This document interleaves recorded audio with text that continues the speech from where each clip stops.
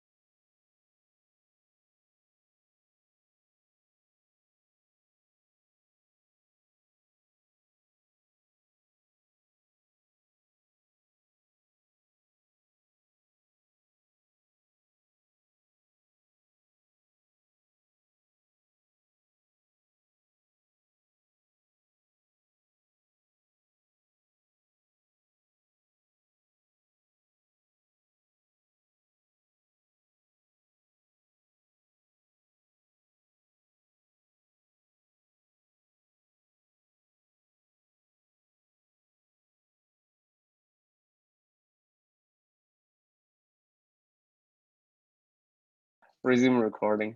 Okay, good. Yeah. So, yes, where is that? And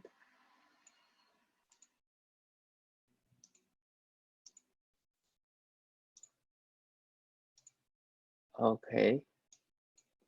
And now I have worked out the marks of the first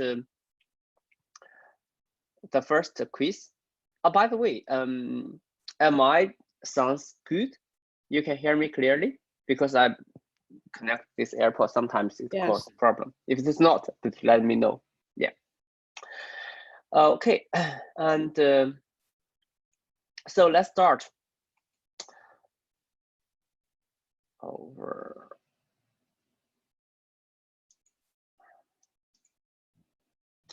As you can see, I'm always not a good slice maker, but I hope I can get you to the point.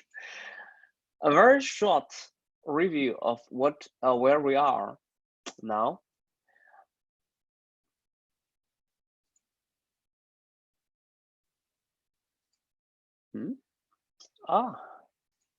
That's annoying.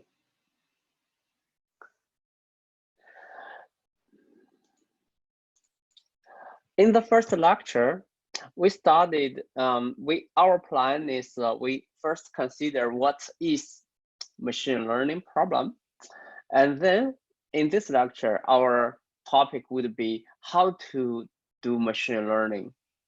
And we will introduce machine learning models and the theories behind that. So in the previous lecture, we have considered what is machine learning. It is like to let a machine join a machine to be exposed to some experience, so much so that for some task, what task? The task that is not very convenient to program, to lay out explicit rules, so that you can program the computer, follow your instructions to perform the task. That is difficult. If that is difficult, you want the machine to learn the trend from the task so that in future its performance gets better. We call that software 2.0, which is um, uh, which is a situation that sounds too good to be true. You let the computer to try to program itself instead you program the computer. Okay, and we set up 3 conditions for which we answer the when question. When machine learning is feasible and the machine learning is economically or would be a good idea to proceed. So first, you need to have the experience, and you need to have the experience formulated in a format that a digital computer can recognize. We call that data. So you have data. 2, you need to reasonably believe there are some patterns in the data that you can discover, you can explore, and you can exploit. You can use the discovered trends to perform future tasks. So patterns, 3, or trends, or whatever way you want to call that, this is some intrinsic link in the data that you can use for future. 3, that is we can call that a half condition, a rule of thumb. We don't have an explicit set of instructions, mathematically, physically, to describe the underlying process precisely. If we do, probably that will make machine learning unnecessary. Okay, so we have set up the stage. Okay, now we are ready to go ahead with machine learning. If that is the case, in today's lecture, in today's class, we will discuss another question, how to do that. And I give you the take-home points quickly. We have 4 elements in the problem setting. In the most straightforward problem setting, of course. Data. From data, you want to learn things. The maybe contrary to many people's impression, the most important step of learning something is try to formulate what you try to learn, what the format, the kind of trend you want to discover. So for this purpose, we need to eliminate, we need to confine, we need to constrain, limit ourselves in a range of hypothetical trend we want to describe. This is called hypothesis set. I don't know why my Apple pencil does not work. I try to write down things. Am I here? Okay, got it. Better. So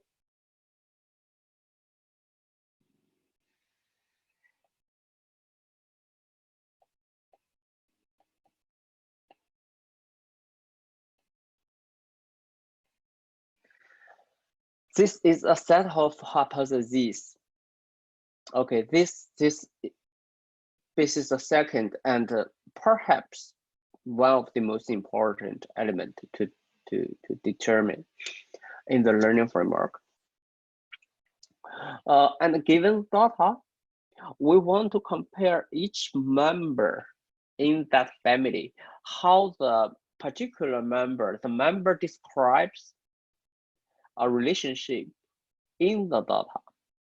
The description could be accurate, it could be inaccurate. So we would like to select one accurate description in the set. So we call that it fits the data. And to do this, we need an operator. You can consider this A as an actionable point. It represents algorithm. The algorithm is to select in the hypothesis set for a particular candidate that best describes the data. Okay. And if you consider, now we have 1, 2, and 3 elements, and I said 4. If we consider the description more carefully, you would find a little bit vague factor. That is, I said, you try to find a hypothesis that aligns to data, that is consistent with data, that agrees with data, that fits the data well.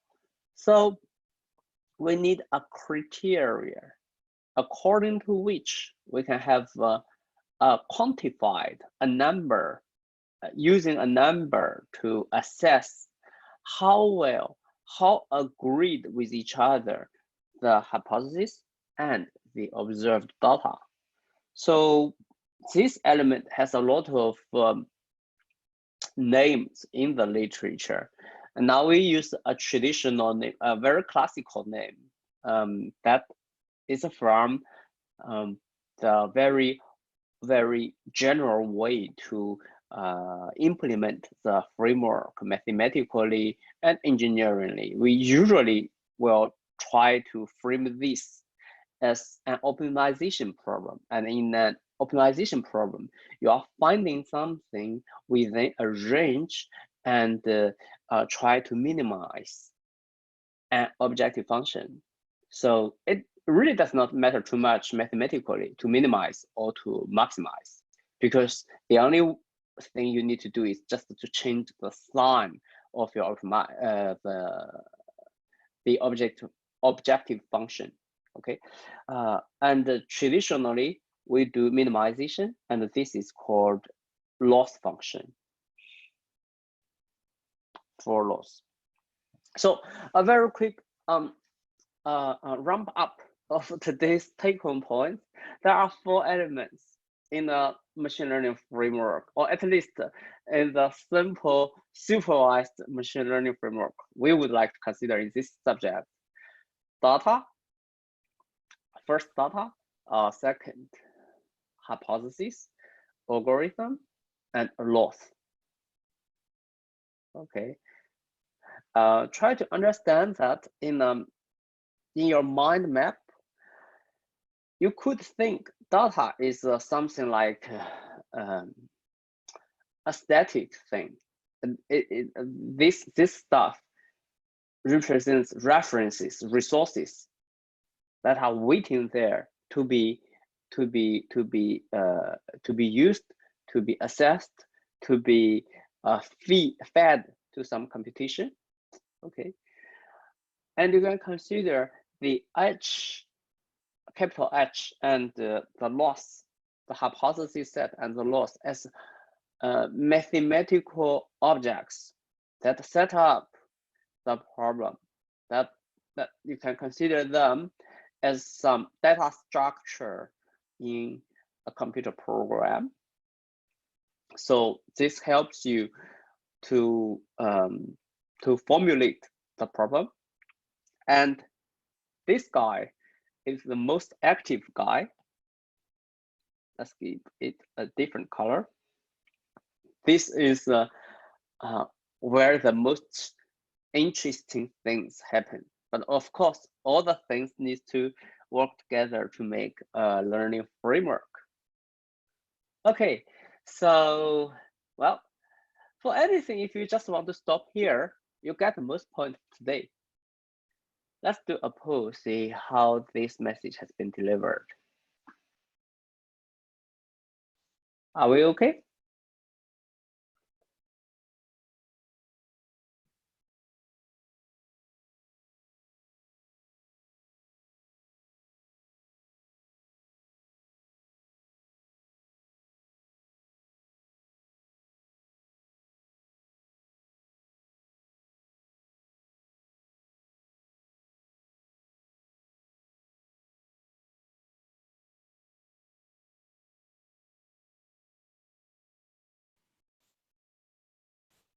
Hi, I have a question about the algorithm part. Yeah, sure. Go ahead. Because you said we can choose some data from the part two and use that to describe the relationships, right? And that's by the algorithm. But how can we know that data is the correct one? Because we know for the test data or the training data, they may not be correct. Some of them may be incorrect. So how can I know this data could perfectly describe the relationship? Okay, that is a great question, and that actually opens the next section of this lecture. Without your question, this lecture would be a very short one. I say, okay, Okay. we're done, and you're good to go. Sure, of course. There are details. There are dirty details in each of those elements, and I'm Yeah. trying to give you some information about them. Okay. Particularly for the data one, this is a super good question. Well, I have admittedly dramatically simplified the representation of the data. When we consider the data, at the very least, there are two layers of notions we need to take into consideration. There are underlying physical processes that generates the data in the first place. Let us consider maybe a weather system. Or maybe, yeah, let's use weather system first. See, this is a piece of land, and there are, for example, let's see, this is maybe 1 meter above the ground level. And of course, physically at every particular point, you have a temperature. And those grid of temperature measurements can contribute information to whatever kind of prediction about the weather you want to make. So that is imaginable, right? However, when we actually try to measure the temperature, there are inevitably, for example, inaccuracies about your measurements. Okay, that is one fundamental limitation, noises. So let's call that data. And this is a real data process. I would like to use a shaded shape to represent that, because this is really a black box process. You're not trying to open small holes in the black box to have a look at it. And because the holes you are making is limited, so there are actually unlimited positions. You could take the measure of the temperature here, and your samples, our samples, are limited. And secondly, our samples are inaccurate. So noises plus limited samples. So we can only hope the observed data, let us call that X and Y, because we consider supervised learning, we consider each observation consists of one X part and a Y part, as we discussed in the previous lecture. By using a curly brace, I imply mathematically a set. That means a collection of objects, right? So if we have multiple such objects, we would have a hope. What kind of hope? Maybe you have heard very useful family of theorems mathematically that is called central limit theorem. So basically, it is a family of theorems. It covers different conditions, different underlying physical processes with different properties. But the core logic is that if there is a trend in the underlying process, and by sampling, by observing observations from the process multiple times, with the number of observations growing,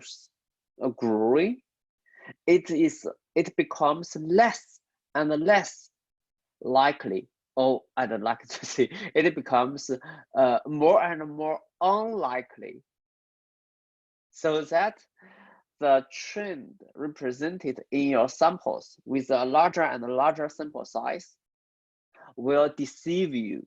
By deceiving you, I mean the statistics such as the mean value, the whatsoever summarized information from the sample set you can compute. Those kind of information you computed from the sample, if that is very different from the true value of the same variable of the underlying truth. For example, if the mean temperature is say 23.7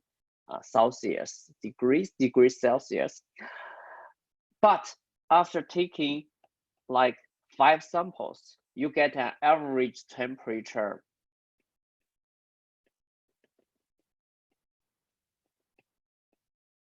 as let's see 24 degrees Celsius, and the central limit theorem dictates that by having large and large number of these samples, it's less and less likely your average differs from the true average with a large number. So that is the mathematical logic behind that. And if you are a people who are math oriented, you would find that a lot of methods and tools in machine learning is related to the techniques of analysis. So, wow, that is a little bit off topic, okay?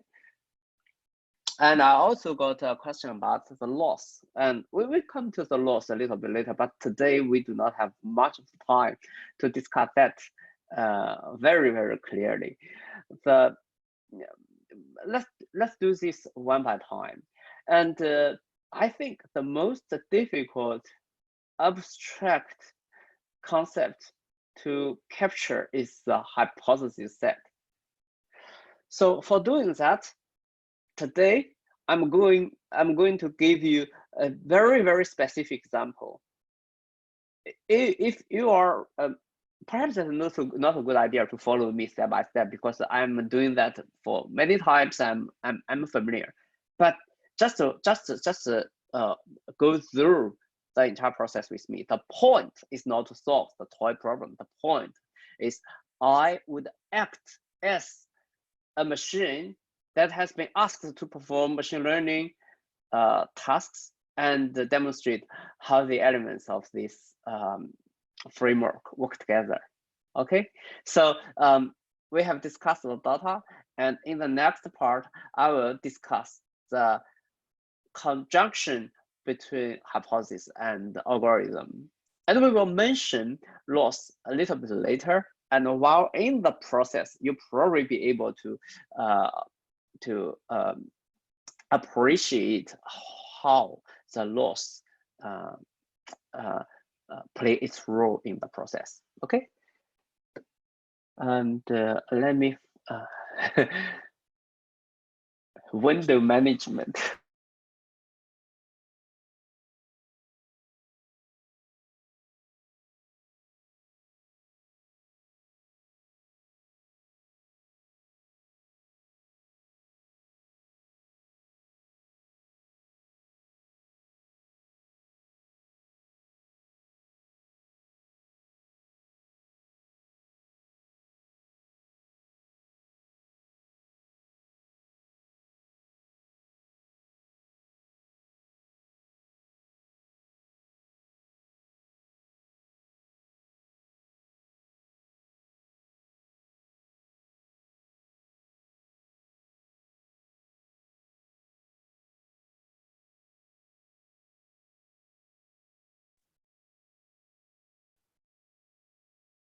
Sorry, Lee, you just muted yourself. Okay. Apology. I mean, let's perform machine learning using Excel, and I try to surprise you. So I think many of you have been familiar with the data set called Iris.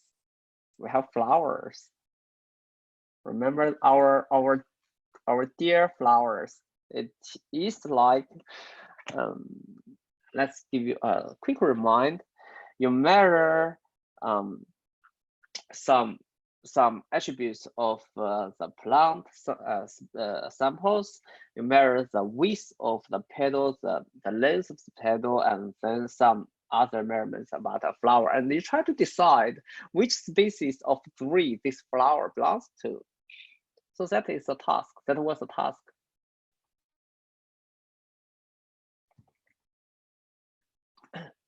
And yeah, let us perform this task manually to demonstrate our machine learning framework. Okay, it's convenient for myself to keep the font size a little bit small. I will try to zoom in a little bit when it comes to specific operations, but if you cannot see that clearly, it does not matter because it's just a data. Okay. I will import our CSV file. CSV file, if you recall that, it's just a text file with the records of the data. Each row represents a sample, and the numbers are separated by comma, so that it's called comma separated file. I import data. It's delimited. I don't know the delimiter. I just choose everything. Maybe not this one. Finish. Okay. You can see I have the data. I have some samples here. Okay. And next, let us import the labels, our task. I still do the data import CSV file table. Finish. Done. So I will change this to be general. So I think maybe number. I will use integer because this is nothing more than a label. It doesn't carry any numerical significance. Okay. So the first step, let's simplify things a little bit. I will remove the samples belongs to the last class. Okay, because imagine that if my framework works for two-class classification problems, I basically built a logic that helps us to map from X to Y. Okay, although you could employ some more complicated Y spaces, but that does not change the core logic. So I delete this. And for the pure reason that I would like to draw the data for you, I delete the two attributes, the last two attributes. By doing so, I would like to remind you that by removing two attributes, I have already started building my hypothesis set. I have already include one assumption that the X and the Y mapping has nothing to do with the last two attributes in X. So by doing so, I have eliminated, I have thrown away all the hypotheses that need to compute Y using the last two attributes. So I have set up the stage narrower. Okay, I have limited the capacity of the model. Okay, let's make things read a little bit easier. Number and maybe fine. Good. So let's do one thing. We draw the data to have a look. Okay, this is not super informative, but it just give us a kind of feeling. Read about this scatter plot. Okay, so this is just Excel. This is super easy. It uses one column as the horizontal coordinate and the other column as the vertical coordinate. So this data, maybe this one. I don't know if you can see my cursor. Let me use the spotlight. Okay. This guy represent a data sample with the first attribute to be 5.0. You can have a look and find a lot of 5.0 guys. And the second is 2.0, and you can find 2.0 guys. So, and you probably can find maybe there are really two clusters here. So this can give you a little bit confidence that our decision of zeroing away the last two attributes, at least for this simplified two-class classification problem, perhaps to be sufficient. Okay, anyway, let's go ahead. Make it smaller. In the next step, I would like to have a look at what are the two classes are. So which class belong to what sample? I'm a very sloppy Excel user, so I use a brute force way. I will copy samples belongs to the first class in D and E column, and samples belongs to the second class F and G column, and draw the two classes of samples into one chart. Okay, so let's do this. I call this, let it to be, I will examine C1. I put an absolute reference to the column C because I want to copy this error some later.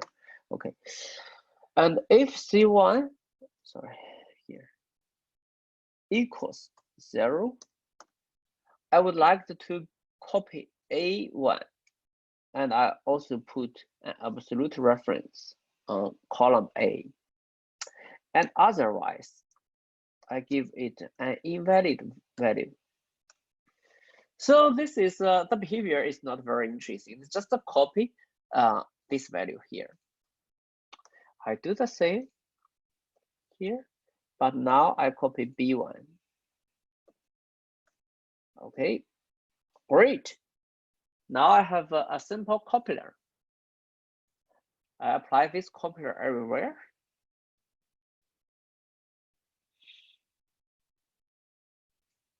Well, now you can see it just copies the first class samples. And let's do the same thing with a little adjustment. Now we compare the class label with 1 rather than 0. Now it copies the value for the class labels, for the samples where the labels are 1 rather than 0.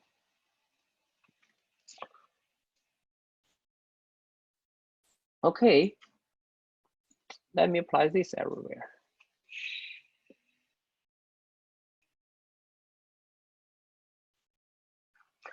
Now we are good to go. I will create another chart representing these 4 columns.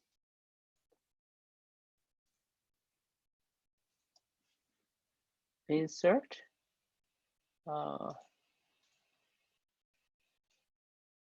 Let's call this data.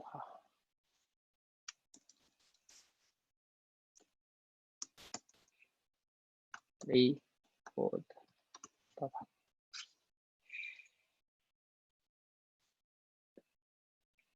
I need to edit the data. So for one series of points, I will use column D and column E. That is okay. For the second series, it's wrong because it's always referring D as the x-axis. But no, I would like to use F as the x-axis. So let's use F. And use G as the y-axis.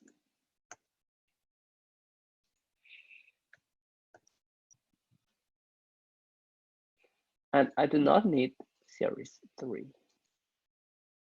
Good. Now we can clearly see that we have two classes of data, right? So we use a very low-tech way of visualizing our data and try to form some ideas about data. What idea could I have?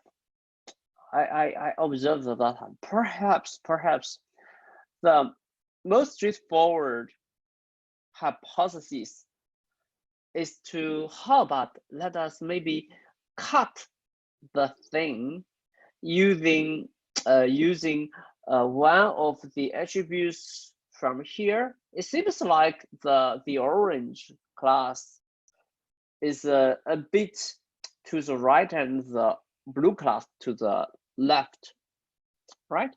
So I would create a rule here. I'll write it just here. Let it to be if compare reference A, I use absolute column reference.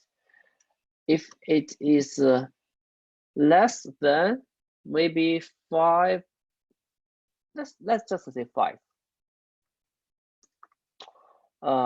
If it's less than 5, let return 1, otherwise 0, because I know this, because I am saying that these larger values of the first column corresponding to the 0 sample and 0 class, and otherwise perhaps they belong to the class 1. Put it here. And now make it slightly larger. Apply this. My prediction everywhere on each data sample. Do you remember our one of the quizzes that so where's the classification rule? Where is the F? Where is your hypothesis need to be applicable? The entire data space. Okay. Fine.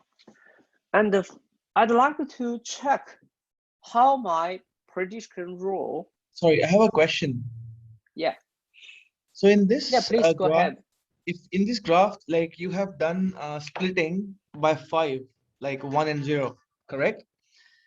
So if you look at the y-axis, can't we split with 3? Like the y-axis, the line of 3, it splits exactly the yellow and orange and the blue ones. Exactly. Good. I would like to invite you to share this idea. Maybe let's see 10 minutes later. Okay. That's all right. Let's just do this. I appreciate this thought. Good. No worries. So yeah. Thank you. Let's go ahead.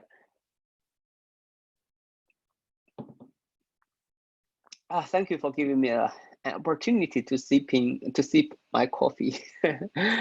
I copied this here, which means I create another copy of the samples so that I can draw my predictions.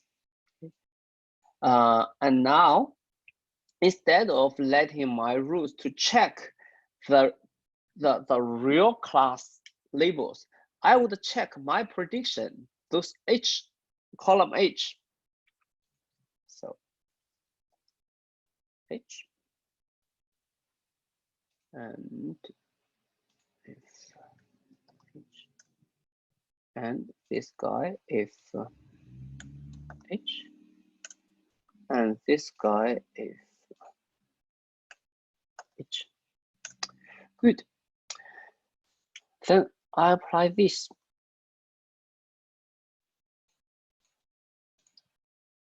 Down to all the samples.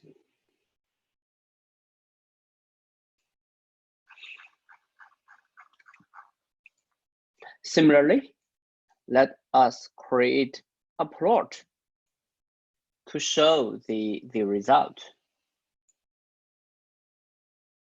Insert a scatter plot. Well, let us edit the data. So we need data samples of I and J column. That's good. And K and L. This is wrong. So copy.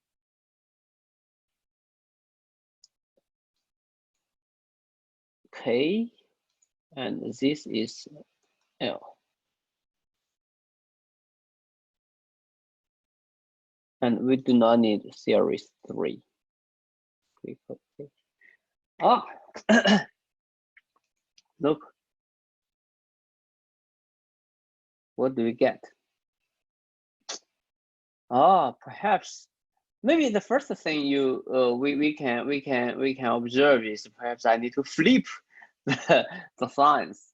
Okay, so well,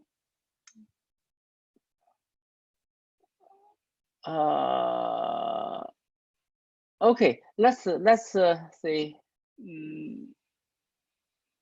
if it is 0, 0, and 3, 1. Okay, it's my fault. I apply this everywhere.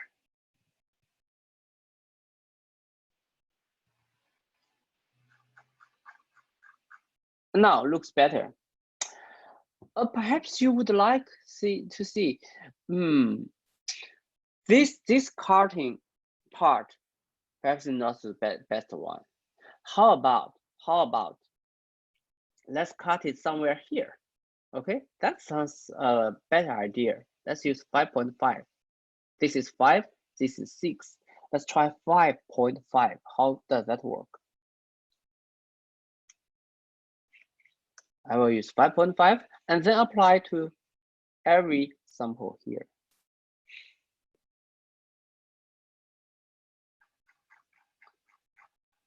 Okay, that looks unsurprisingly better. But what is the point? The point is that now we have maybe not by a careful blueprinting, careful design, but just using our intuitive, we have established our family of hypotheses, and our family of hypotheses is so simple that we want to distinguish samples on a two-dimensional plane. We want to distinguish this rectangular stuff area into the blue and orange parts, and we just cut vertically, and we move our knife in a range. If we simplify things a little bit, we do not need to draw our knife. We do not need to draw our plane, the space here. Our hypothesis consists with only one vital information, that is at which point we cut it. Okay. Yeah, make it even more clear. You can see that but each time I want to try a new position to cut, I change that and I apply that to every data point. That is cumbersome. That is not very smart. We are smart people, we do automatic things. So instead of let the threshold to be determined by a particular value, let us give it a reference. Oh, now, how clever it is that? We put those 5.5 here, okay? And I apply this parameter, okay, sorry. I will need to use absolute reference to this particular cell because for each sample, I'd like every sample to refer to the same parameter rather than for each sample, I give it a respective parameter. That is also an essence of learning, how learning works, right? So let's apply this rule everywhere.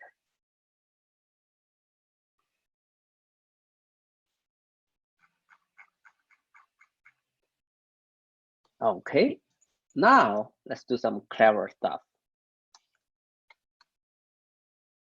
Maybe not clever. Okay.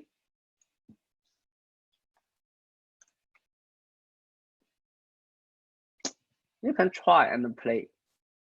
But what the point is, now we have a one-dimensional hypothesis space determining where to cut the space.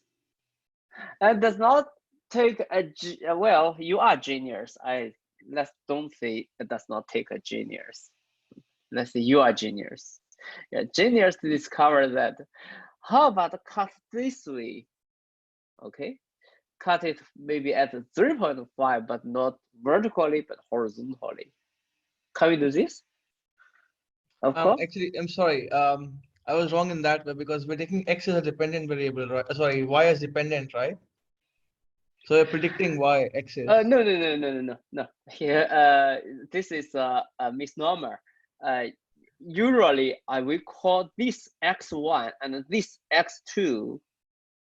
This just because it is just the name of the variables. It's different from when you learn geometry. For the y part, it actually refers to the colors of the samples.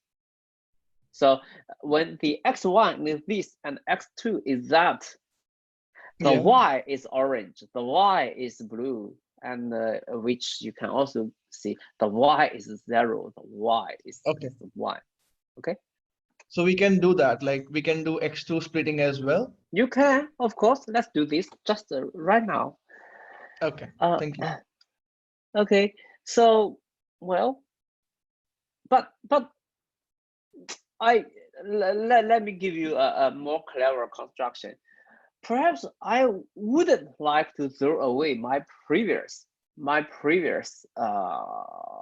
build up. It looks like a beautiful equation here, right? So I keep that. I keep that. I just conveniently times this with 0. Now I make that irrelevant. Okay. And I would employ another variable here. This is the x2. I employ this guy here. So to make things symmetrically beautiful, I let it to times to y. Okay, and then this equation, this construction would instead of comparing a this position, it will compare the B column, this position, right? Let's just do that. And I will apply that everywhere. Now you see we get not very assuming cart. Let's change that to 3.5. Maybe the other way around. But the point here is, look, we now be able to utilize, also, although we now seemingly utilize one variable, but I will give another clever construction. Look, I'm clever. Okay. So how about if I have changed my idea? I would like to use the whole those kind of card again.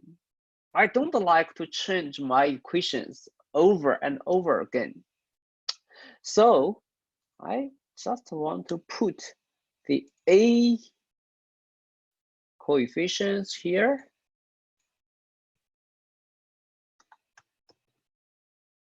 The B coefficients here.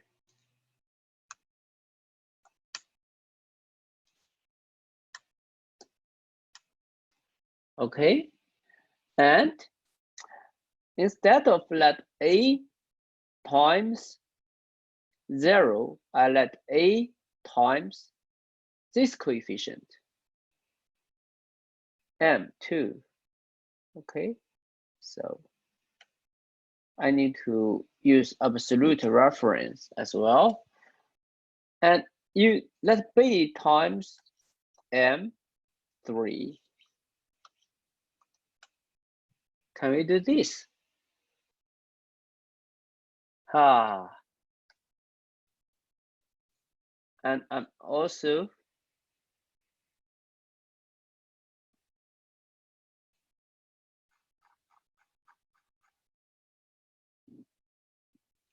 applying that everywhere. Okay. Then things becomes much easier for us. For example, for some reason, I'd like to change back to the other way of carting things. Okay, I changed it back. And for your idea of cutting it in this way, and we have set things upside down. Okay, now let's just give a negative sign to everything. Oh, no. -1 and minus. Sorry. Okay, we have changed the color scheme upside down. So what we have done, we have employed, look, we have employed another set of hypotheses that we can cut it this way, we can cut it this way, right?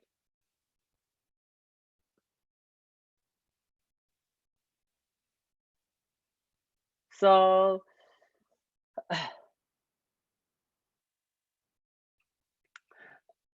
and before we go ahead, I'd like to ask you to maybe think about that for a minute, see how things goes. Are you with me?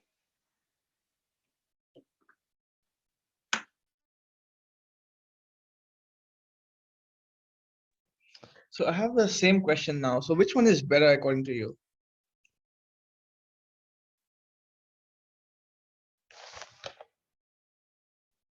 That is good. That is a super good question. And I promised before we would touch the lost part here. Okay. Okay. And by now, the loss, what is the loss? By now, the loss is our consensus. We probably have a very intuitive consensus that this guy, which means if you decide to cut it here, the cutting in this way is better than if you color the points above using the orange and the other way blue. around. Because what? I'm asking you, can you explain why you think this way of cutting is better than the other way? See, you cut it by 3.5, but I was looking at was 3 because Okay, that's fine. Let's try 3. Now, oh yeah, good. We agree that this so is now better if than you the look at it, the blue points, they're actually like predicted correctly.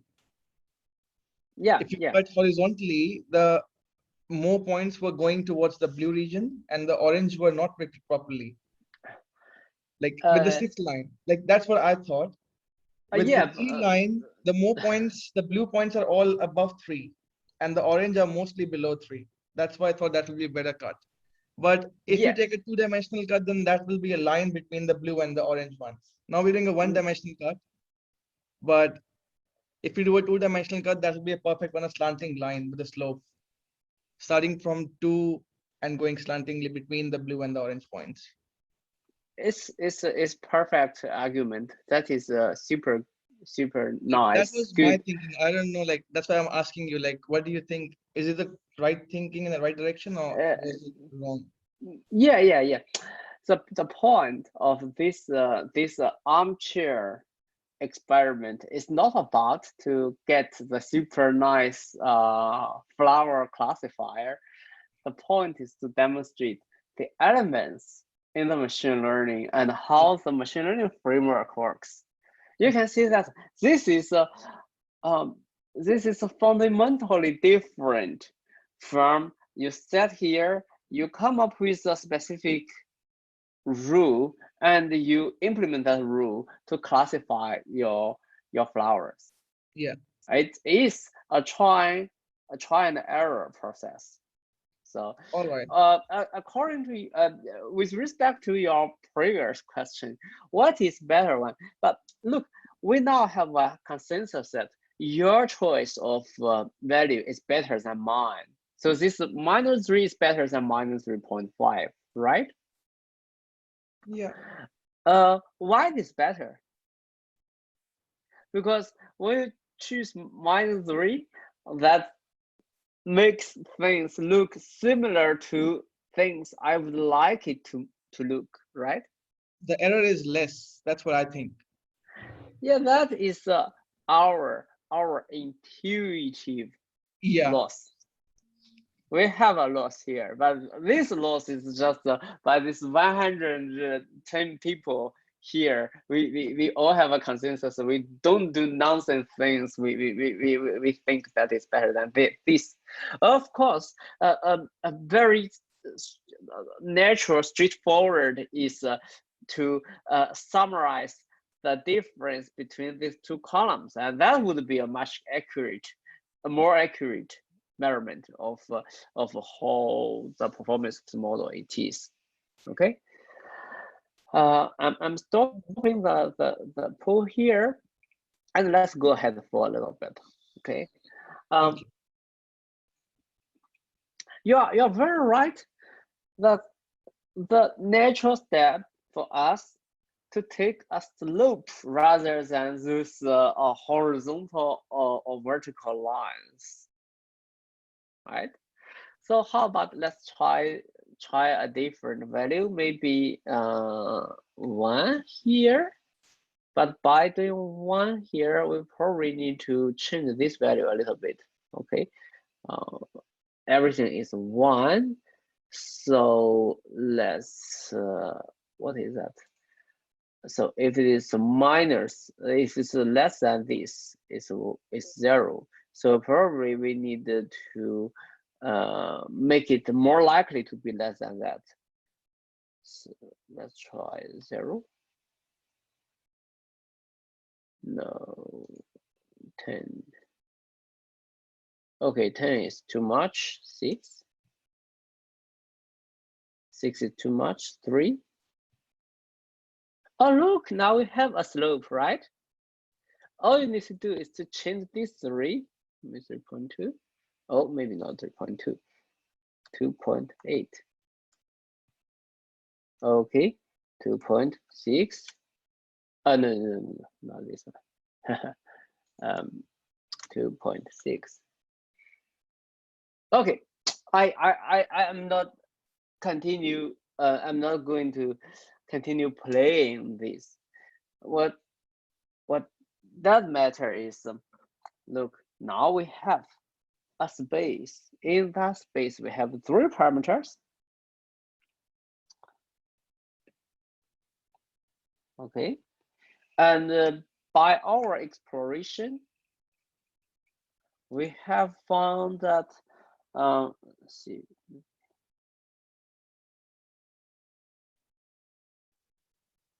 This is 0, 0, 0. So we have found that the parameter to be -1, +1, and 2.3. See, this is -1, that may be +1, and 2.6. This is a guy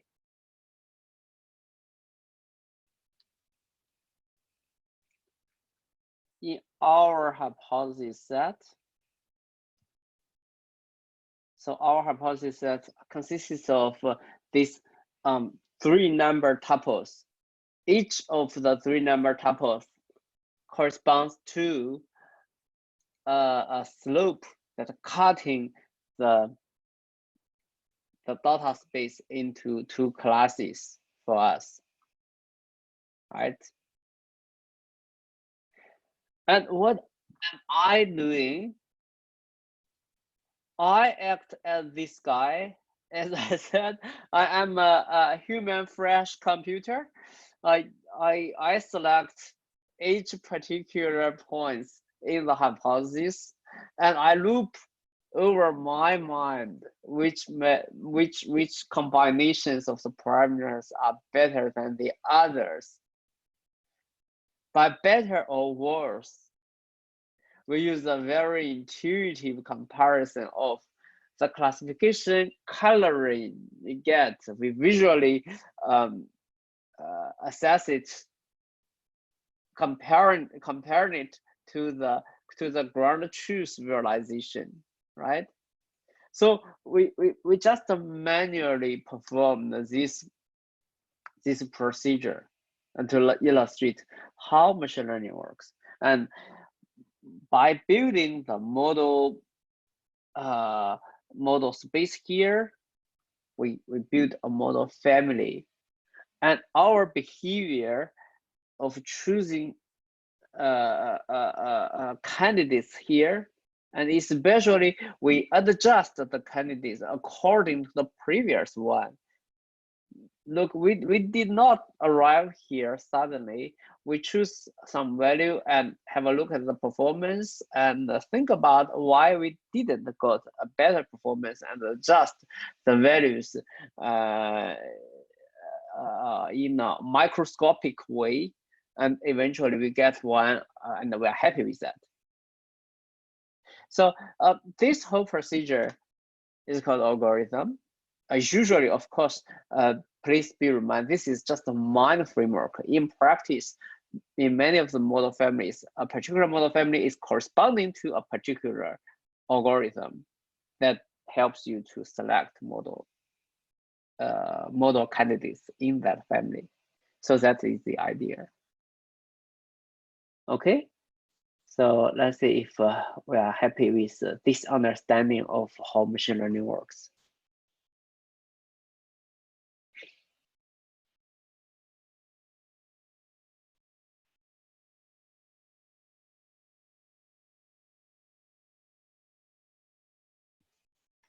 You can ask me questions and let me see if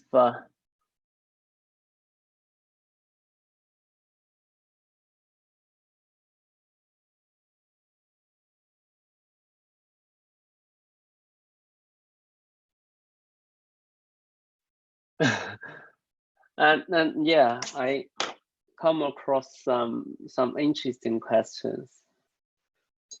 I'd like to share with you the ideas.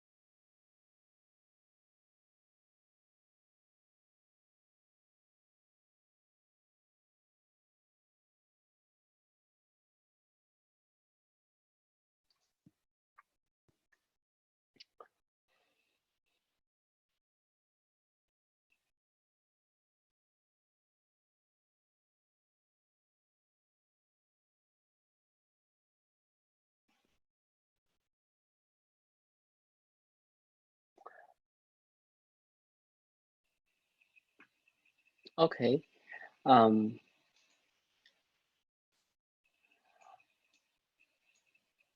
I think we have given people who need some time to think about that little time. Any questions about your thought or any point that is unclear about the machine learning framework?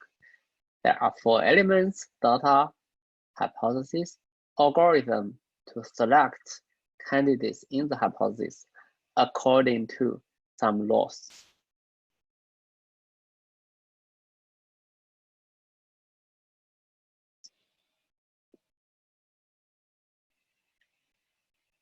So I have to see, I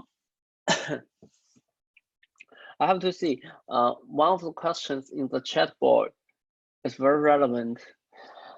I have mentioned a particular family of model, which is very interesting. It's KNN nearest neighbor. So how that model works? It just where is that?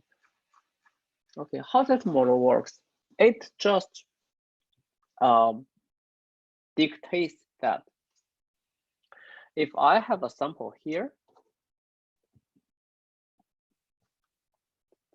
let's also use the 2-class classification problem as an example. So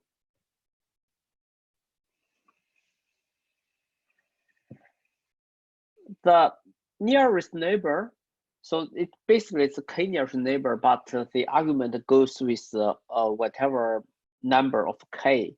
So let's just for simplistic to make things simpler, we make k equals 1.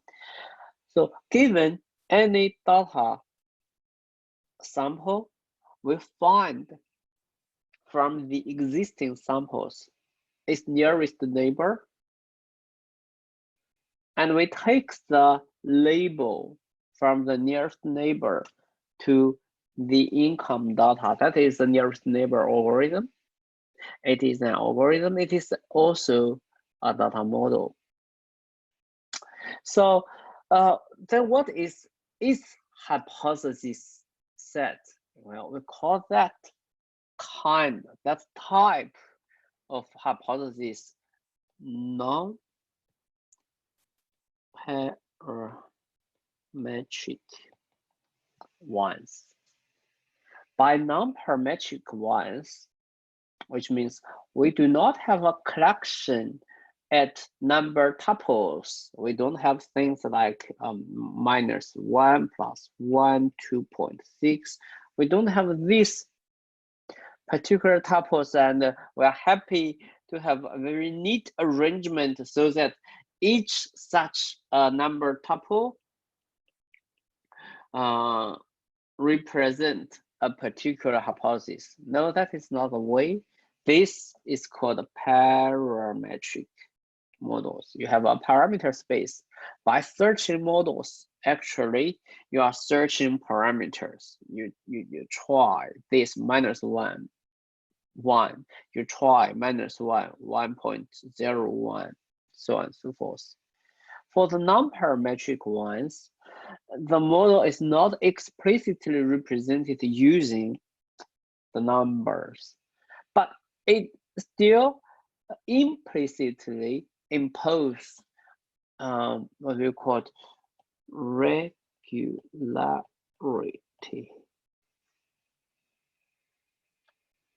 regularity assumptions about the problem. See, in the nearest neighbor hypothesis, the basic assumption is that the Euclidean distance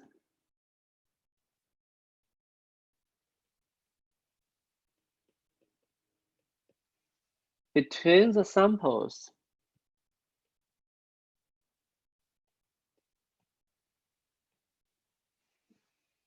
corresponding to how dissimilar the samples are to each other. And this is an assumption because the samples comes in as numbers, and by computing the Euclidean distance between those numbers, we implicitly consider a kind of geometric structure in the space where the data lives. Okay, so this is an assumption about the structure of the space and about cutting the space. So you have these existing samples, you cut the space in this way, right? If you, on the other hand, you have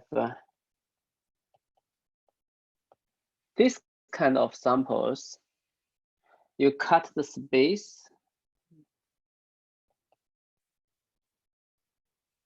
this way. Okay, so I hope that somehow address your thought about the models that could not be represented using specific parameters. Okay, they could be explained in the same hypothesis, data, and algorithm framework.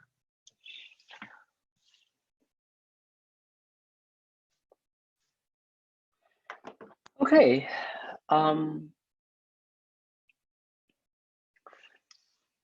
So before we, let me have a look at today's plan.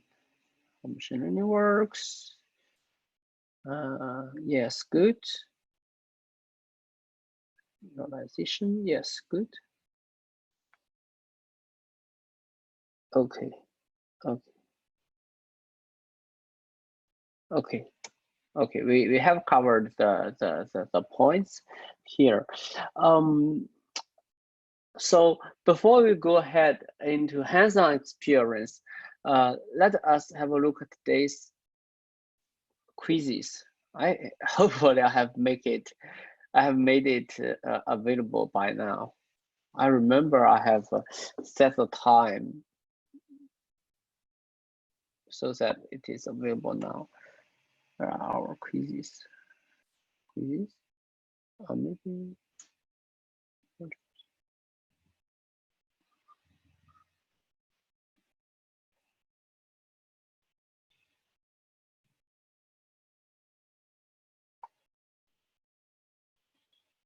Oh dear, it's my fault. Please access the quizzes from here. You cannot see from here. I somehow need to put the quizzes here, but how? Give me a sec.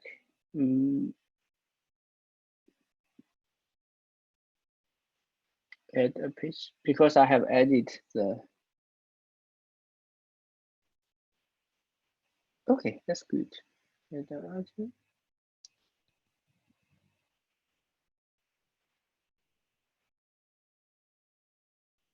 Is it here or here? Doesn't matter much.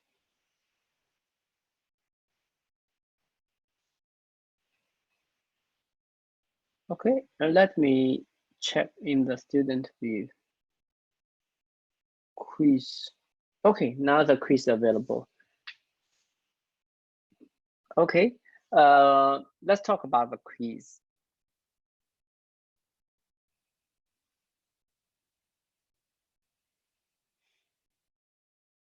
Also remind you, still in this week, the quiz will be available from today until Saturday. But I do strongly recommend you if, okay, I think that is not a valid point to make this statement. I recommend you to come here, but you are already coming here. So, okay, let's just jump into the quiz. So I remind you that the question, the answer will be presented in a different order. So don't just copy my screen. Please try to understand the question and the answers.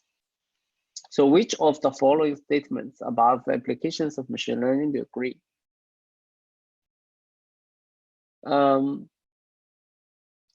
One, more complex models will always lead to better learning. Think about that. Simpler models will always be better. So those two are basically contradicts with each other. Simpler ones good or more complex models good? So the answer is it depends on the data. You probably be better off to choose the model family that could be afforded by the data. By afforded, I mean that the ability your model family could describe the data should be corresponding to the richness of the samples in your data samples, so that whatever you learn could be supported by enough evidence.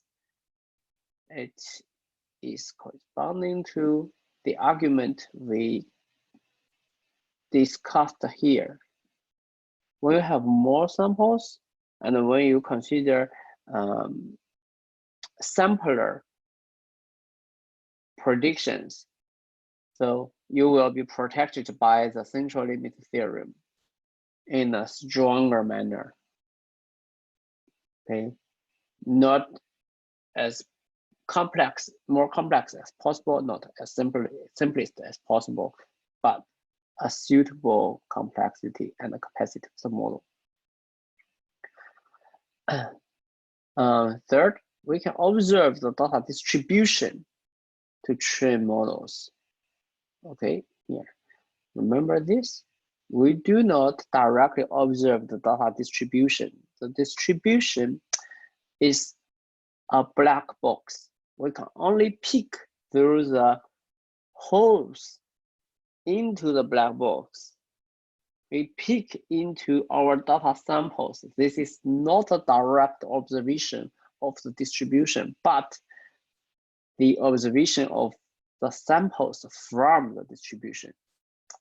Okay.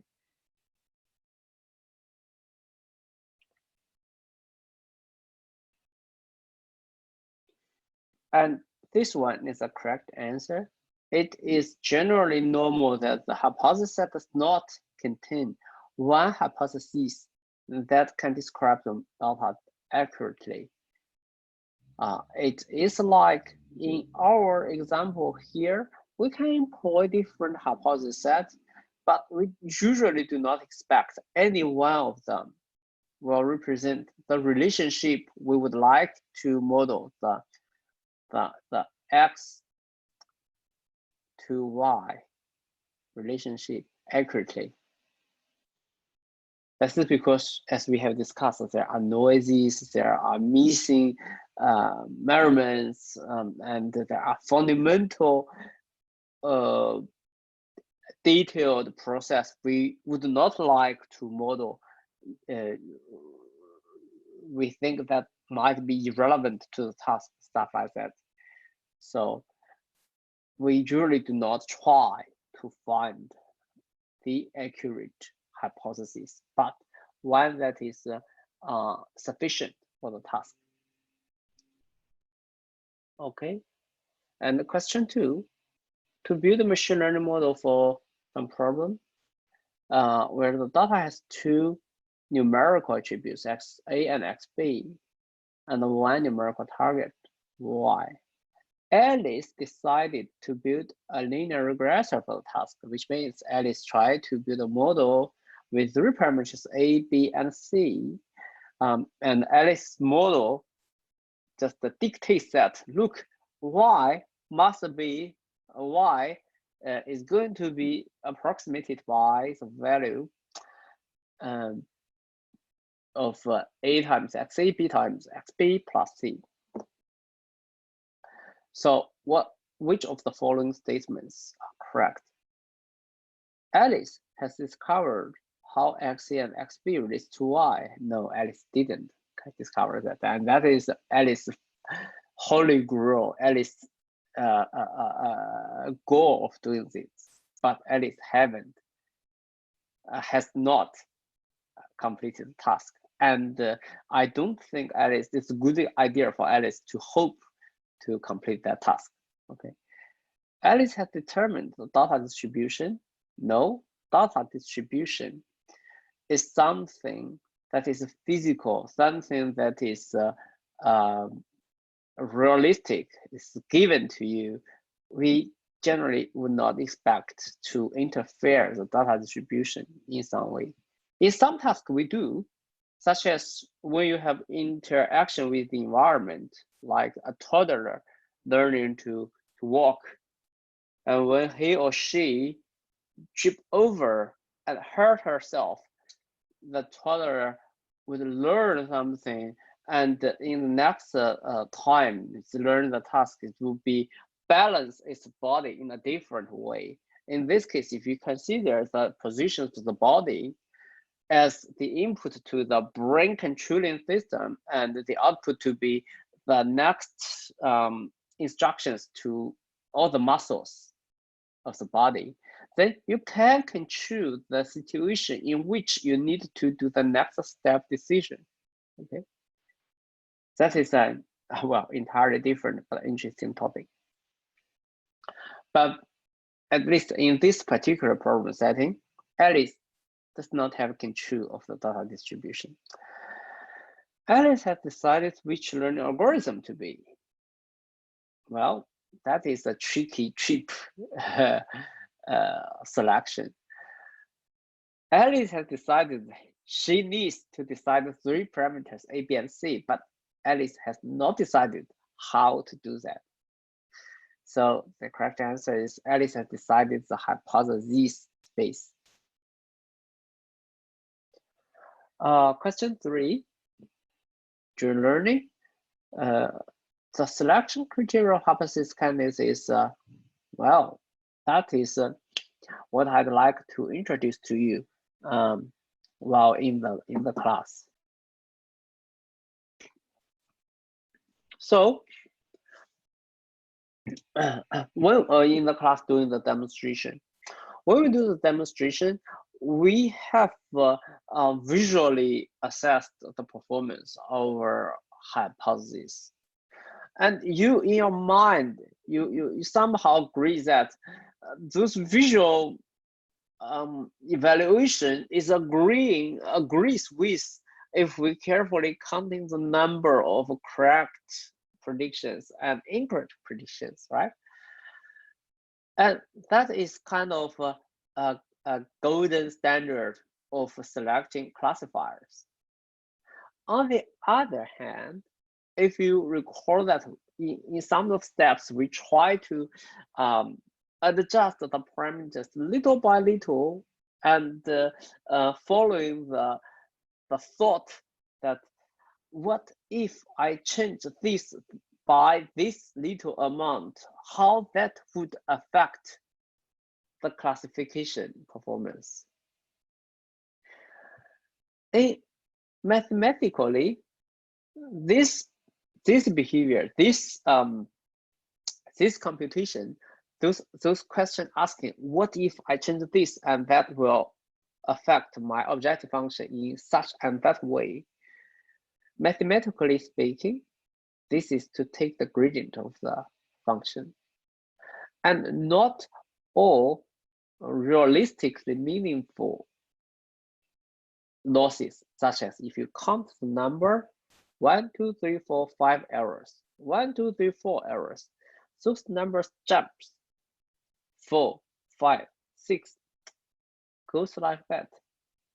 For those jumping numbers, they are called discrete. For a discrete quantity, it is relatively difficult to figure out how my parameters, my model change a little bit, my discrete quantities change. Okay.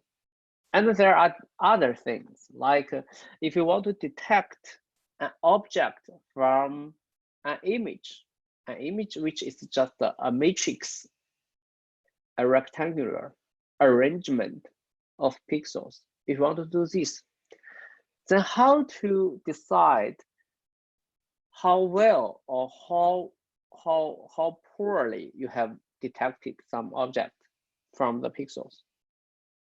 Those are different ways of measuring the overlap, the degree of overlap, the degree of misheat of your detector. Okay. And each of those measurements are slightly different and according to the practical task. And when training your model from realistic consideration, usually you should, in many cases, you have to employ not the empirically meaningful, the golden standard, but a delegate of that. Instead of optimizing the quantity that I would like to optimize because it's too difficult, I invent another version of that, which hopefully when the delegate, when the thick one change in a way, the real one change in a similar way. So this delegate could substitute the real one in the optimization problem. So we come back to this much later in the subject, maybe in week 7 or so. Okay. So it is not real world performance. It's a loss function determined by the model designer and hopefully aligns with the practical task. This is a pair of selections. This is a multiple selection question. And the other aspect is easier to distinguish. Remember that our loss could not be evaluated against the black box. We do not have that luxury. Our only hope is to evaluate against these observed samples, data samples. By stating that, I remind you one fatal flaw of my demonstration today. We haven't separated the data into test and train. We use all the data for training, but of course, at least we did not go ahead and declare that we have achieved such and that model. We understand that we just demonstrate the training process. We haven't demonstrated the entire machine learning business circle. Okay, so and as I made that, I always in a very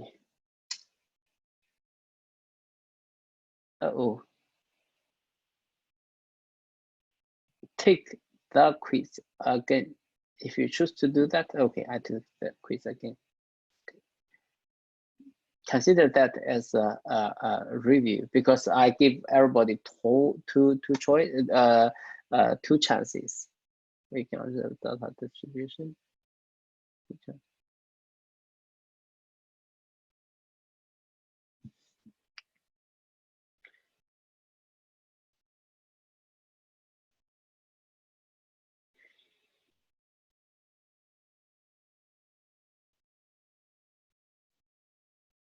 Space.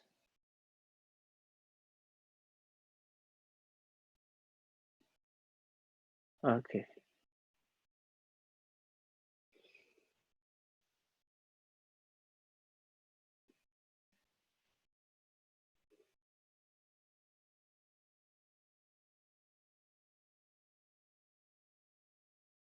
Okay. I think the score will be available on Saturday, I think. So, any questions and thoughts? I give you maybe 5 minutes more to complete the quiz and think about that 10 minutes before we shortly have a look at the hands-on part.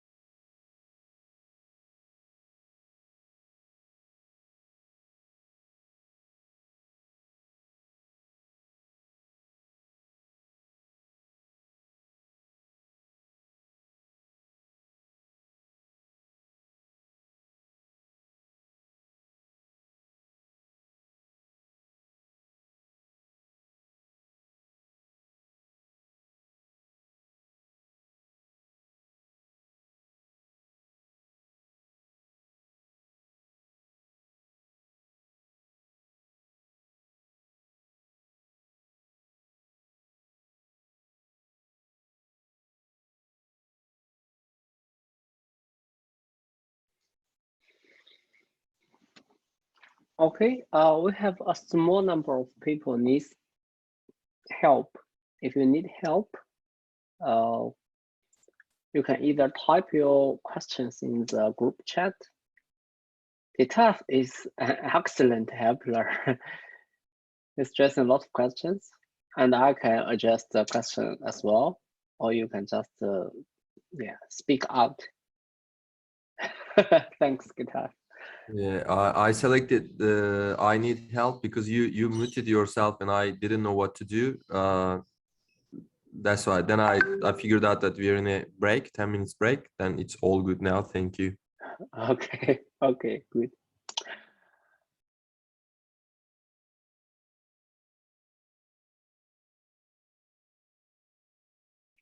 Yes.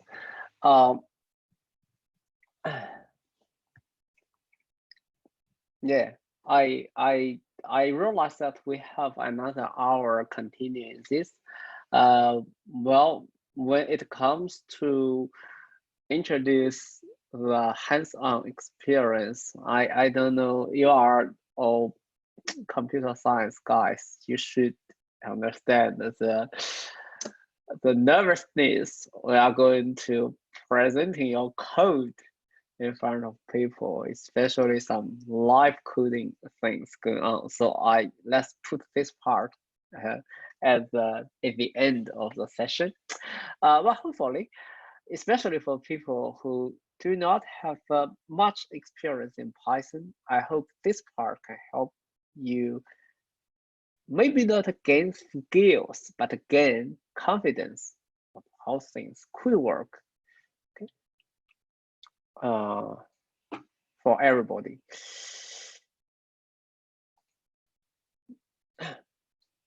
Let's try to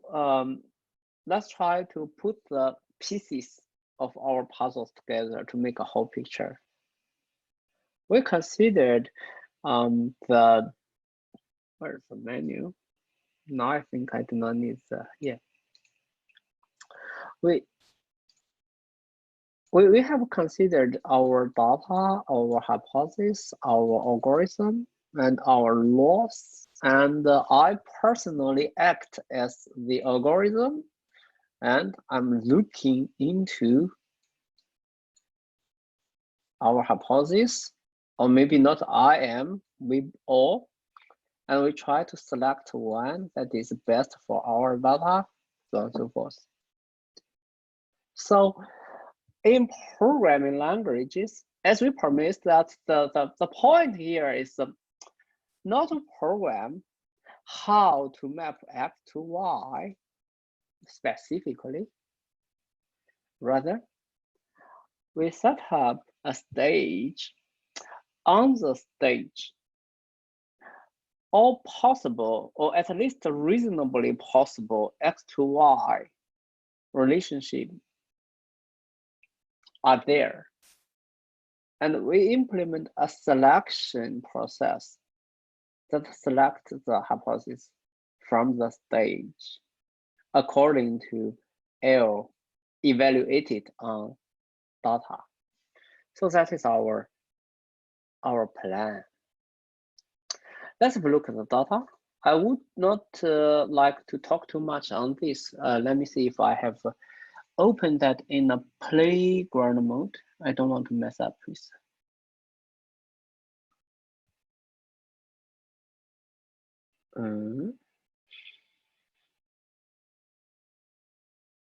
Okay, it is already in playground mode.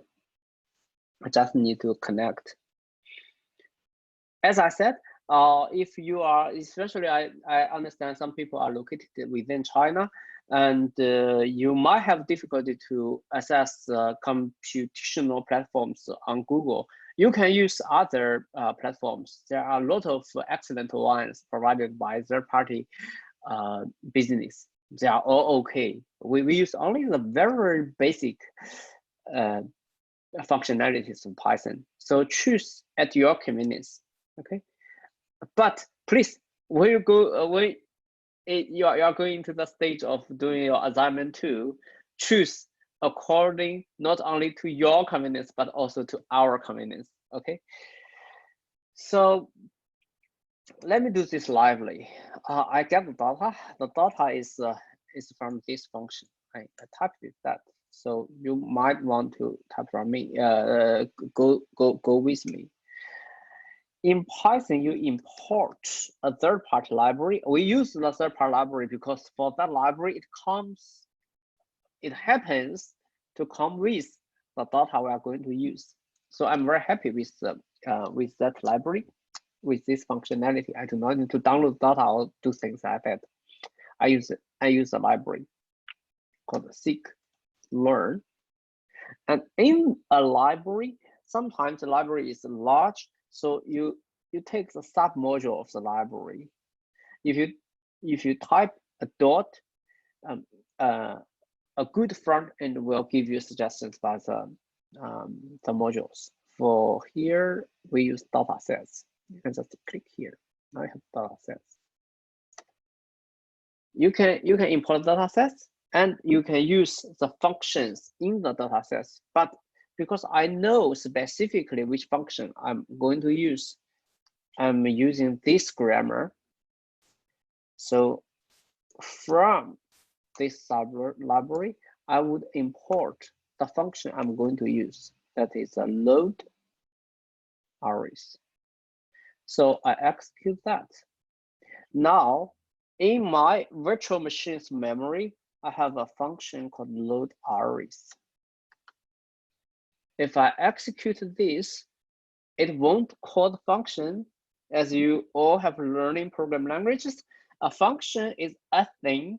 Invoking, calling a function is another thing. The first one is an entity is something, some objects in the memory, and the other one is an action you perform. We need to perform the action, but before that, let's have a look at the function. See, here is a function. The function is from here and here. Okay, some information about that. Let's call it. If you do not know how to call a function, we use the term function signature in programming, right? That means a function expects some input and it spit out some output for you. For this one, we don't know how to use that. You can simply type a question mark in the notebooks and execute that. Well, it brings up help.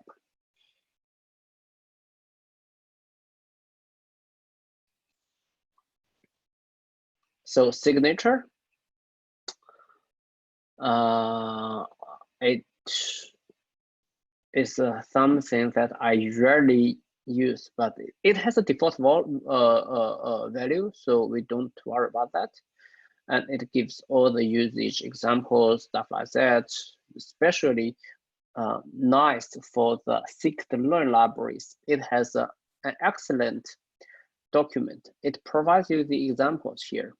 So let's clear here. Clear all drawings. Now you can do this.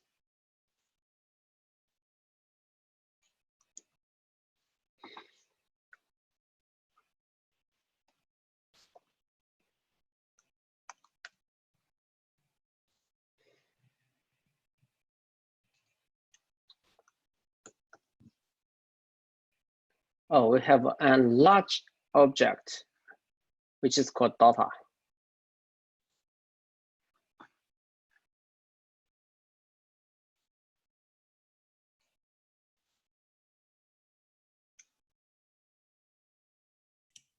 Sorry, Jen, I just missed the part after you entering load iris, like question. Give me a sec. Sorry, I messed up my screen. I'm showing you this. Sorry about that. Okay, it's here. I haven't used this. I haven't used that. I built up everything from scratch. Okay. The data contains, the data is a dictionary. Dictionary is very ubiquitous in programming languages.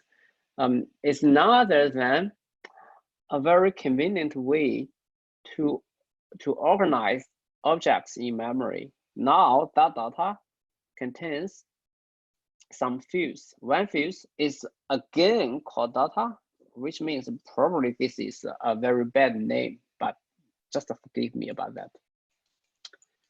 This data looks very familiar to us, right? That is good. One row represent a sample, right? And each column represent an attribute. Okay, and if you scroll down on your computer, you will find another field called target or targets, which has exactly the same number of rows, but for each of the row, it only contains one number. All right. So you have 150 here, 150 here.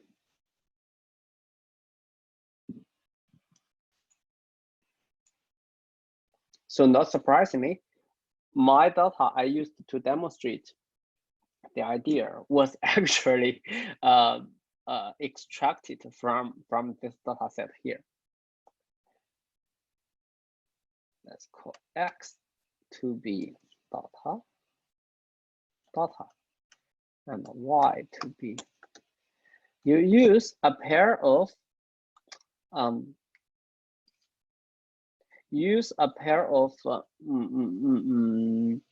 square bracket to refer to the particular field of this collection of information. Of course, you not of course, but basically I'm practicing that because just for the shortcut of typing, I don't like every time I refer to this information using this very lengthy name. I give them shortcut names, but that does not copy anything, doesn't change anything. It's just like the information in memory was here and is referred using a field called data, and it's belonging to another variable identifier called data again. And what I'm doing here is I attach another label, another label for it. This is called X. That's it.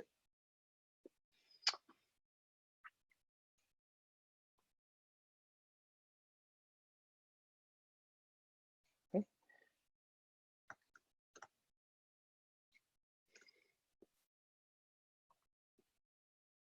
Nice. Add another code. If you just execute an identifier, it will print out its contents. Okay. And you can have a look at maybe the first sample, because that is a two-dimensional array. You can have a look at the first sample's first element, which is, if I remember that correctly, 5.1, right? And the second one, the index starts from 0. So I would interchangeably say, okay, the second element on type 1. Don't be confused. So this is just the way the programming word to be. Okay. You have, if you try to have a look at the type of X, you will find it is a particular kind of array that is not a native Python array, but a NumPy array. NumPy, as we introduced in the first lecture, is a very convenient library for us to organize numbers, right? So NumPy gives us nice indexing facilities. This is the first sample. And from the starting from zeros, stop at the fourth sample, not including that one. So basically I'm printing out 3 samples, right? And have a look at the corresponding Y values. 0 here, 0 here, 0 here. Okay. Let's do the let's do the operation.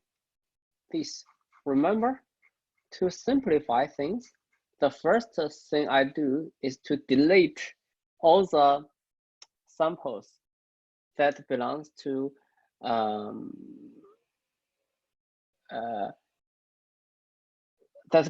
class 2. Okay. So to do this, I will create an array, and that array is corresponding to each sample.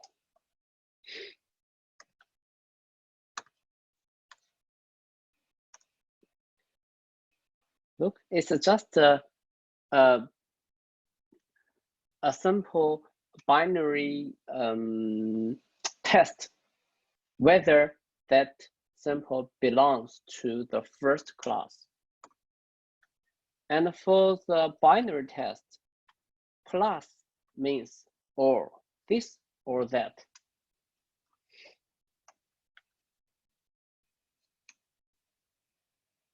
Now I have selected the first 2 classes, okay? But one powerful skill of NumPy is that the binary value at each sample could be used as index, selection index. So basically, if you select X in this way, it means select all the rows when the test of this row belongs to the first or the second class is true. So basically, this will give us 100 samples.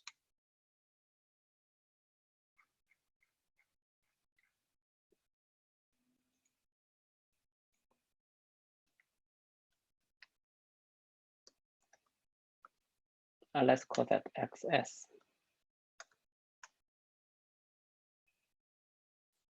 And one very convenient investigation of NumPy array is to have a look at its shape. Okay, there are 100 samples. Things looks good now. Correspondingly, we take the Y samples here. Now you would see only zeros and ones. There's no twos. Okay.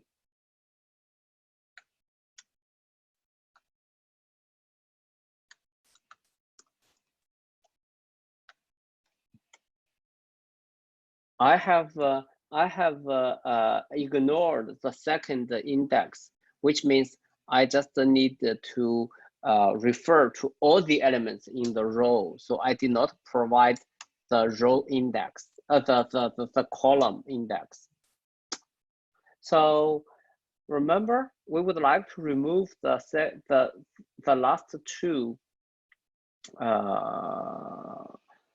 columns. So when we have extract this, okay, this is already an object, and we further index this object, all the rows and the first 2 columns. Okay. And we do not need to do this in such a cumbersome way. We can just do this in this way. Okay. From the first 3 elements of 3 samples, we take the first 2 attributes. Okay, we can just simply do this here.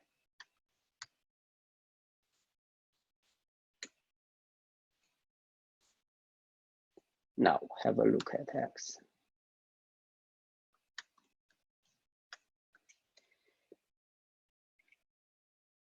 Okay.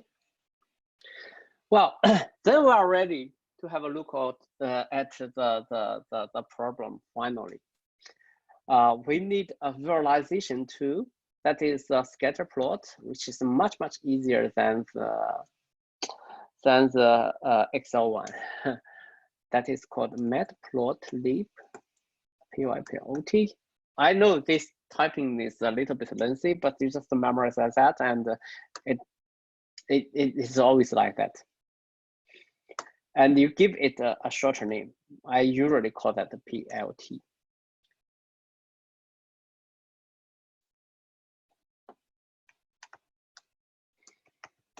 Scatter. We will use X as the first column as the XX coordinate and X as the second one as the Y column.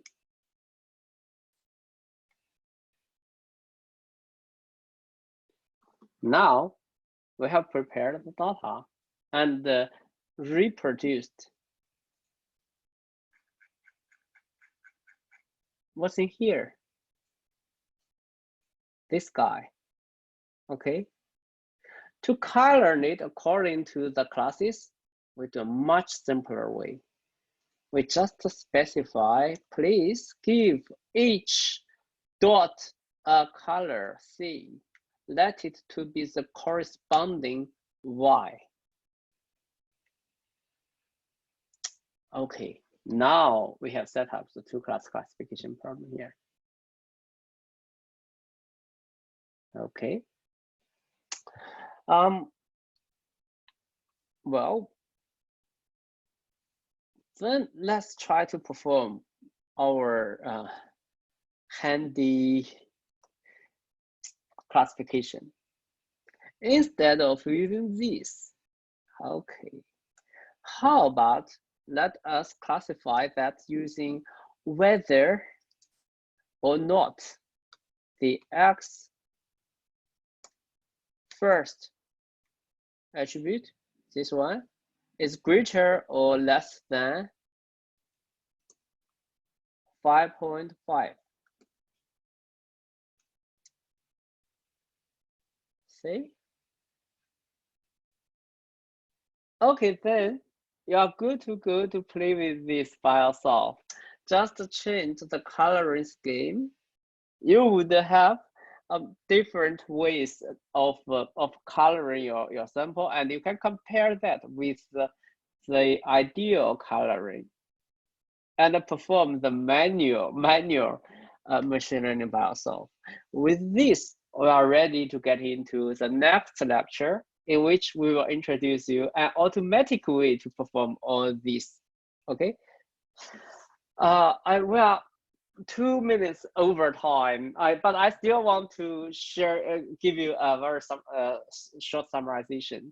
Today we first review the last lecture where we have 3 conditions of machine learning, and then with the 3 conditions, if we get into machine learning, how to do that? We have 4 elements.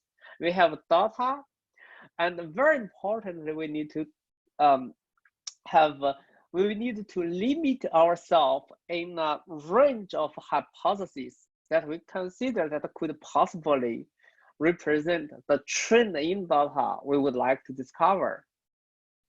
Okay, and we need a way of searching for the best candidate in the family that is called algorithm, and we need to accord to some criteria. And that is usually as the objective function of an optimization. So we call that loss function. So that is the main point here. And then we use an Excel example. We build a step-by-step of getting the data, considering an idea, have a mind blueprint, and implement that step-by-step, gradually build up complexity in this procedure, and then we arrive at a parametric hypothesis space. Selecting models is now equivalent to selecting the particular numbers for a small number of parameters. Okay, and with this, we performed the quizzes, and for that you can review the quizzes anytime. I don't repeat here. And then we try to link our steps using the programming language. I introduced several operations that could be used could be useful for you in your exploration. So that is our main content today. And if you have questions, you are very welcome to stay here.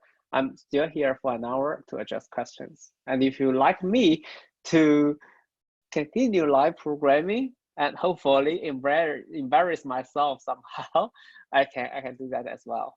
Okay.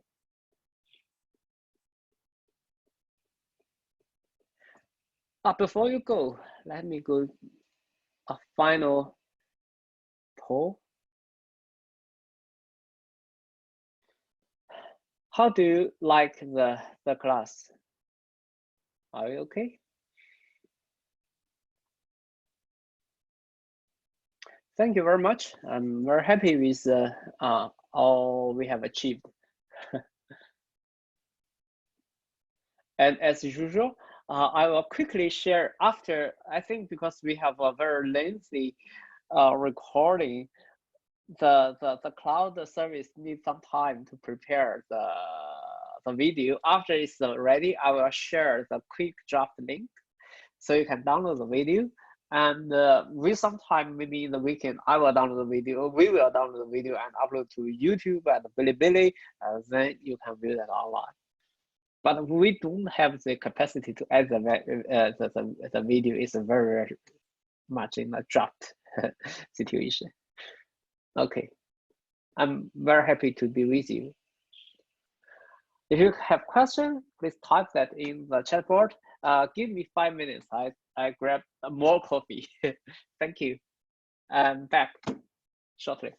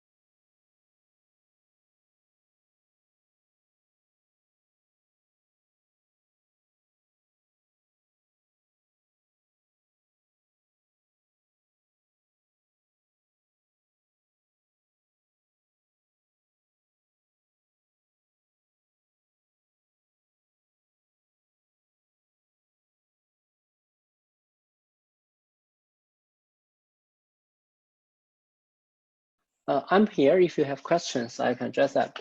I got some questions. Thank you very much, Gitat. Actually, you are working overtime, Gitat. You need to choose from the models. Okay. You know what? When in the programming world, you have an error message. Let's say I create an error. What you need to do with that? Maybe the most efficient way. Okay. Let us see if instead of using YS, can you hear me, guys? Right? Yes. Yes, we Okay. can. Thank you. Yeah. Instead of using Ys, for example, I accidentally selected XS here, so probably things will work because by using Ys, I basically specify that CXS 0 to 5 and YS 0 to 5. Basically, I'm saying, okay, you color 0 to this guy, but Y0 is corresponding to a purple and 1 corresponding to yellow. This is another story. Don't worry about that. Just to see, it has some internal arrangement of colors with the integers, which is a little bit funny. Okay, 0 to this guy, 0 to this guy.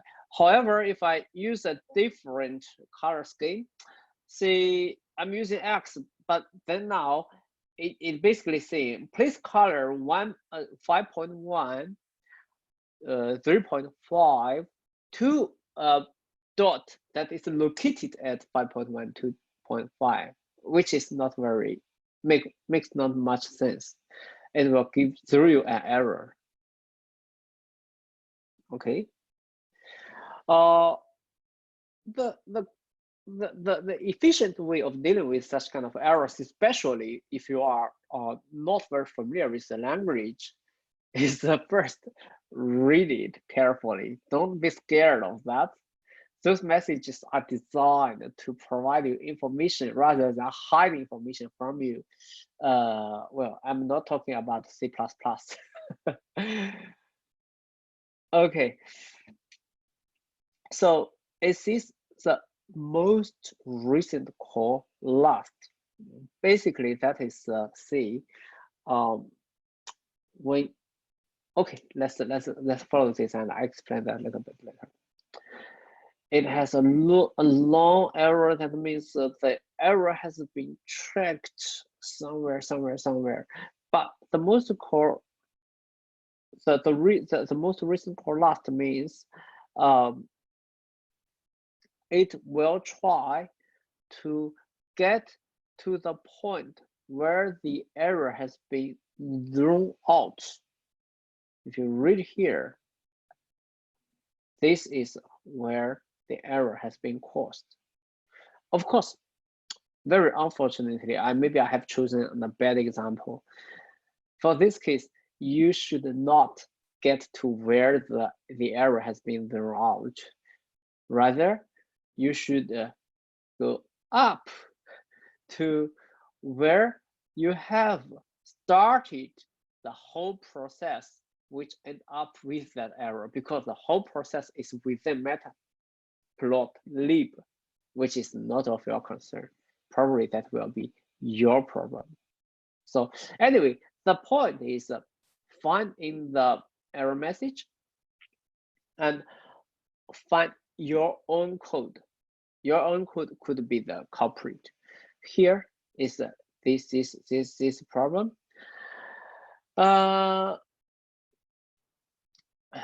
If you, after reviewing the code, you cannot instantly find where things went wrong, another efficient way to do that is this time go to where the error has been created.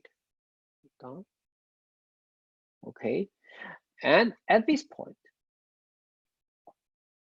you would have a specific description of the error. copy that. Copy any number of words of the message. Google that. Remove the specific details pertaining to your situation.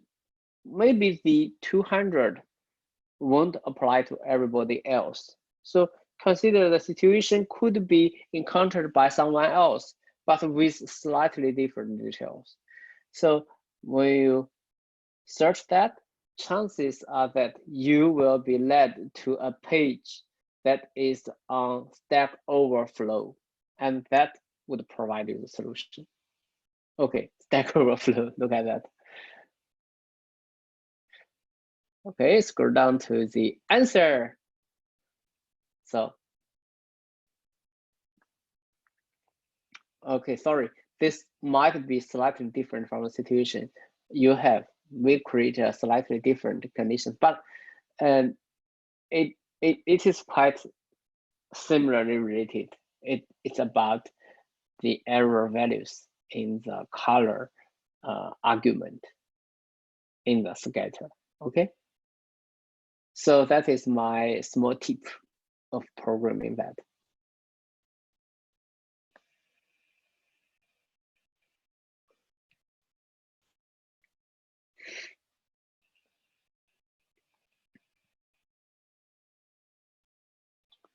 Can you show me how to predict plot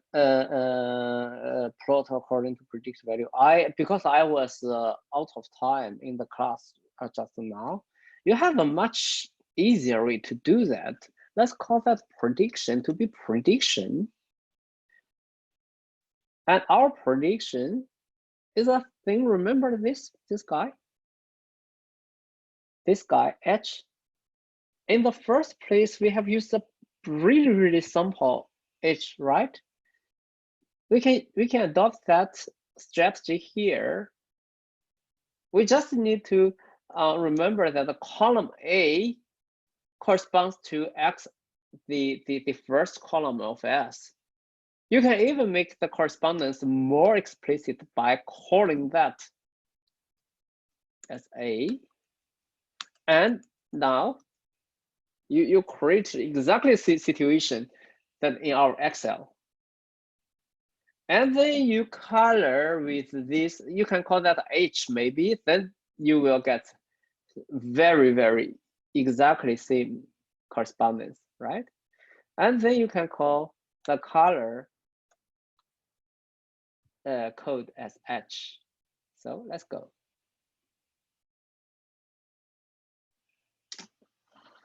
Right?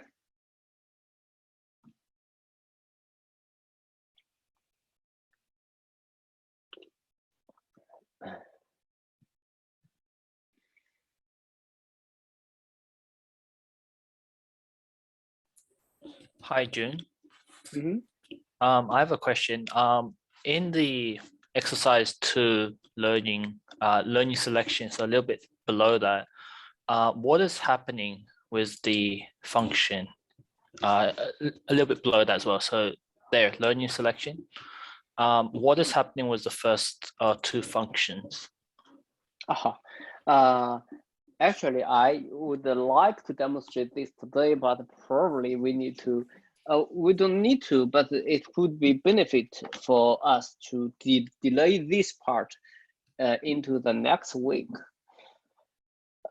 So this is basically if you consider what I've done above, okay,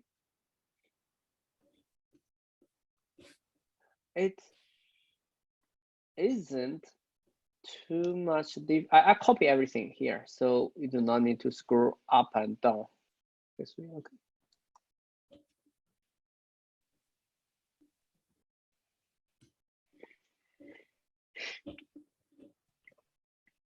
This is what I demonstrated in the code below. Okay, and let's call column B to be this guy. Okay, So you can translate this.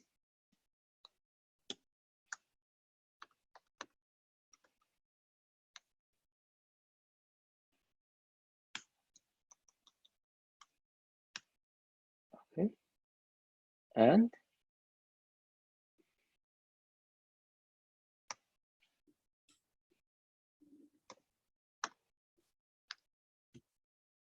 right, because this, you translate this into this, and what you, if it is greater than 0, you make it 0. So the 1 corresponding to the situation, this guy is less or equal to 0, right? So then they are corresponding to each other. However, I understand there must be some confusion here. I think I would like to demonstrate in the next class that actually the NumPy guy, let's call AA, and I need to import NumPy. So that is numpy.array.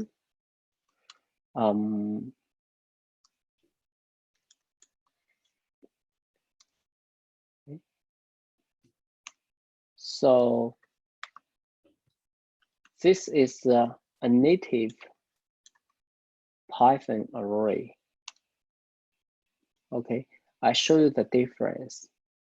The NumPy array, it implements some very convenient way to do the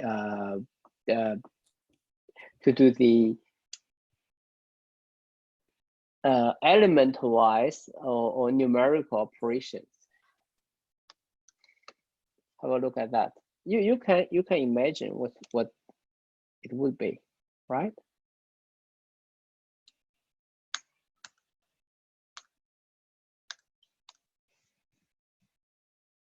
On the other hand, let's see this.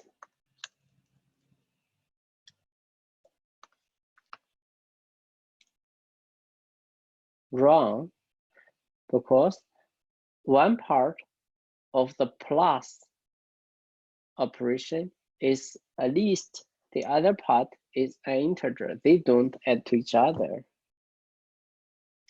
On the other hand, if you do this, you would be surprised. 1, 2, 3, 1, 2, 3. It links together. So this is a nice wrapper of NumPy, of a native Python number list to help us to deal with numerical operations. By doing this, I do not need to write a for loop like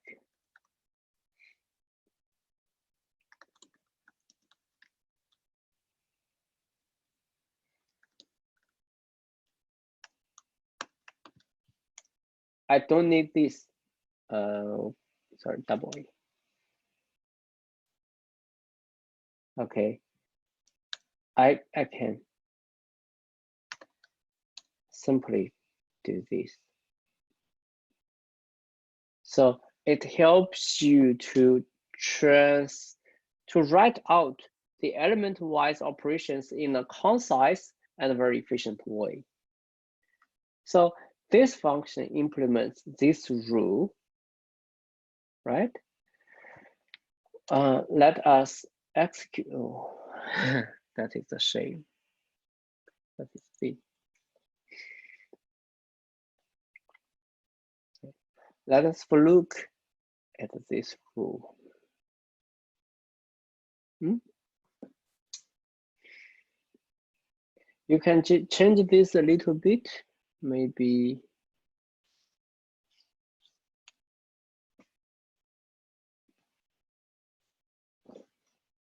Okay, actually, You can put this just below that.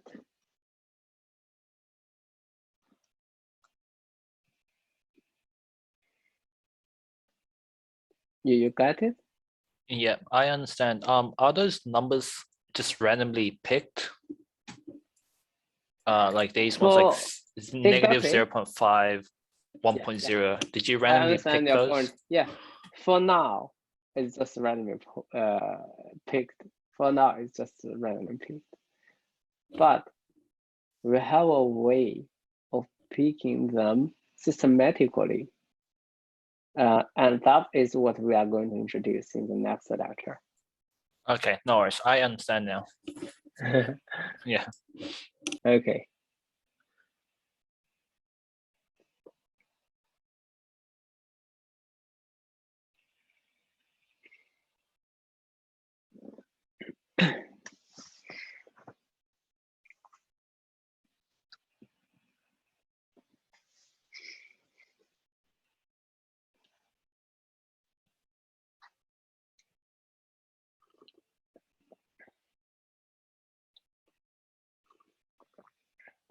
There is a great data visualization tool, and the well, this is not the topic of this subject, but I'd like to recommend you to get yourself familiarized with the visualization protocols represented by the Matplotlib.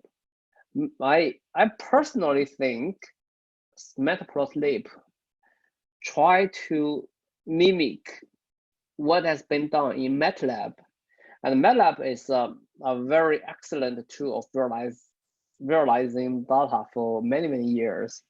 So basically, this protocol usually let you assign the coordinates of entities or objects in space. Like here is my x, here is my y, and here is my z. So this is what the protocol expects the data to be. There are different entries using this way, this convention. Scatter is one, plot is another one. The difference is that by plotting that, it assumes a particular order of the points so that it can link a line from the first point to the last one. See, if without the color convention is a little bit different from the plot and the scatter. You can imagine, because in the plot you need to specify the line color. It may or may not change by the dots. So I do not use the color here. I just use the plot, and you can see, which is not a particularly interesting one, because it's just to try to randomly go through the samples one by another. But sometimes, you know, when your data is according to some trend in time, things like that, that will be very helpful. And that protocol is not only used in Matplotlib, it's used in a lot of visualization tools. Particularly used for set is called Plotly.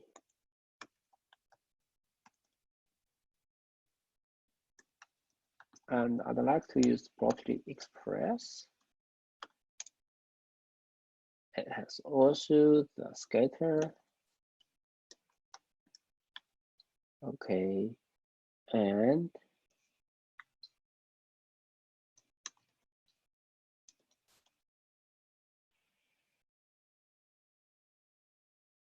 okay, it has a comparing to this drawing as a picture, the output of the scatter plot is a piece of JavaScript. So this is the JavaScript, and the objects are what is it called? G3 whatsoever. So it's interactive. You can create very attractive visualizations. So those texts, when the mouse is going to interact with what part, are all adjustable. So it provides you a great way of exploring your data. Okay.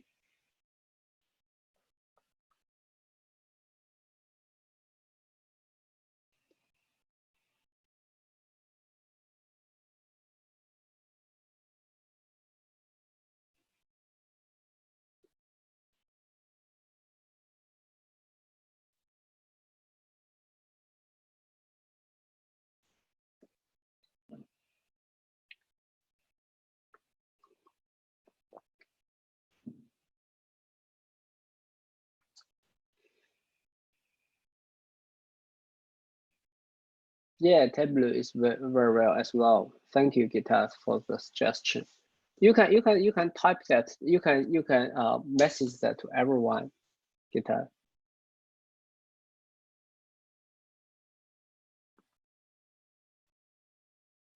And if you are looking for some learning materials, there are quite a lot. Usually you can search tutorial doing such thing and that. It will probably give you some very nice result. And some of the examples are very fun to work with.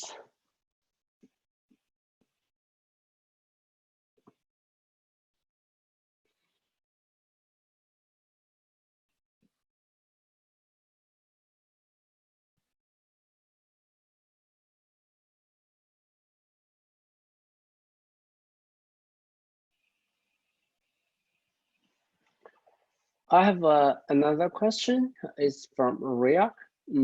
I was wondering how we iterate directly to loop over the rules.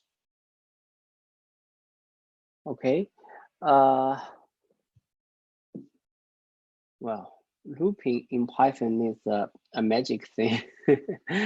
So have a look.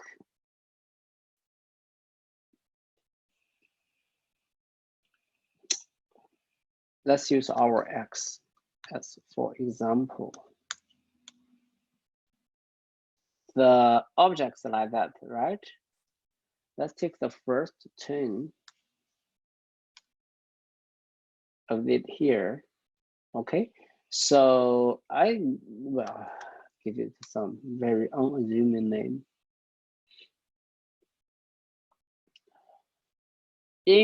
I first show you, like, if you are people come here from C, C++, Java, or whatsoever, you probably are familiar with this kind of looping.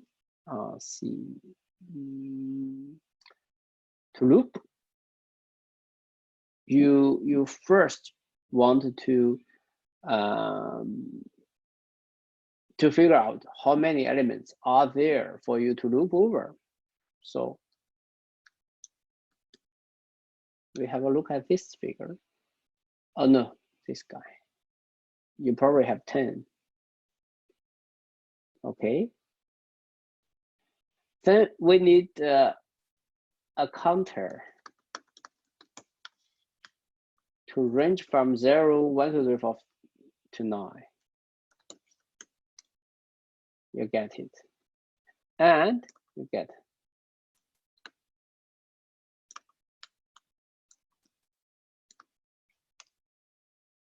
Right? And then you realize that you do not need to refer to element 0 and element 1. As I said, you can just refer to this one of the two-dimensional array.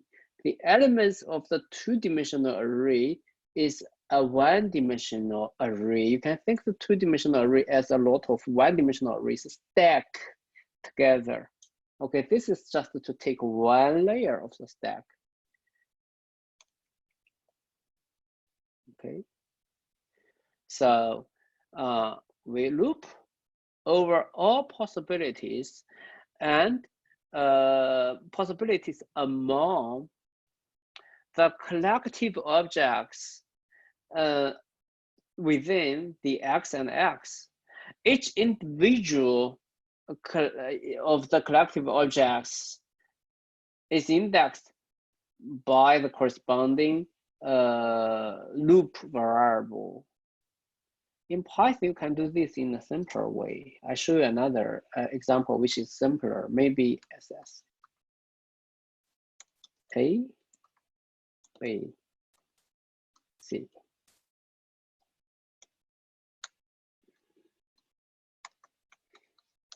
Okay, and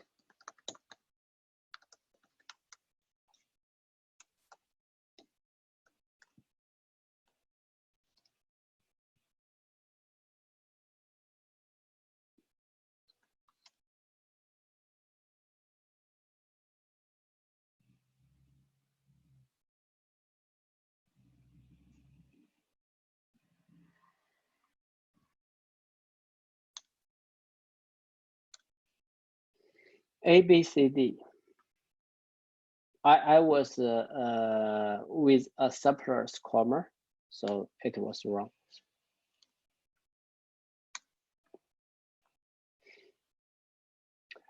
So instead of using a variable for the index within the element to index to the elements in SS, I can just loop over all elements in SS.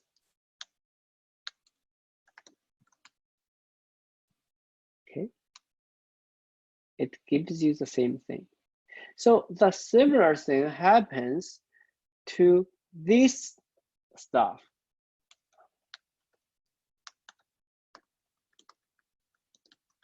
Not range.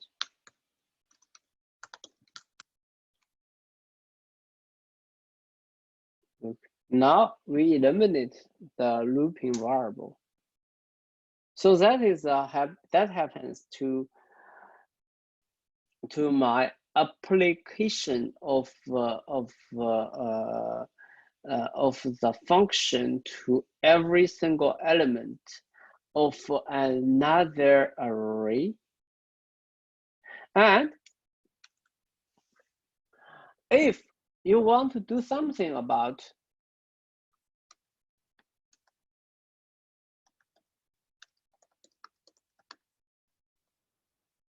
for example, we can take the sum.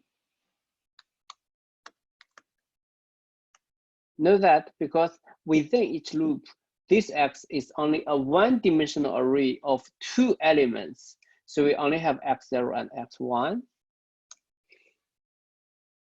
Okay. 8.6, 7.9, so on and so forth. Okay. If, on the other hand, you want to collect all the results here, you can do this.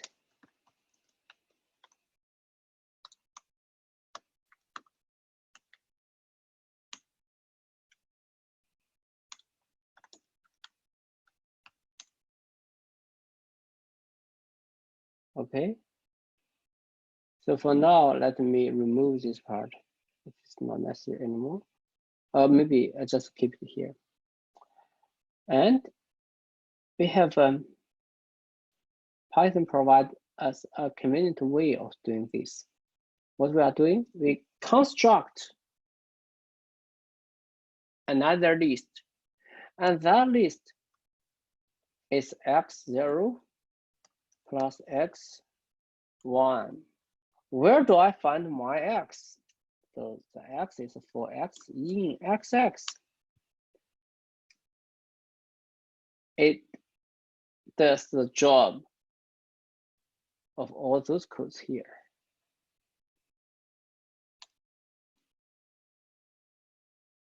Compare this and this.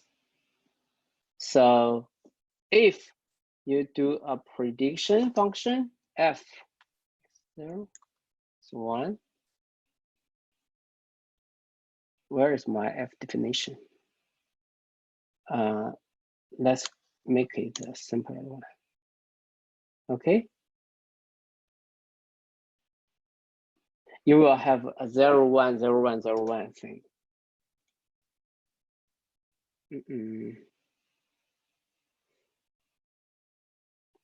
I probably have messed up with my XX.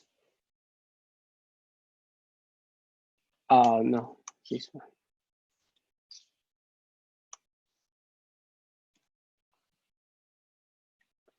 You see.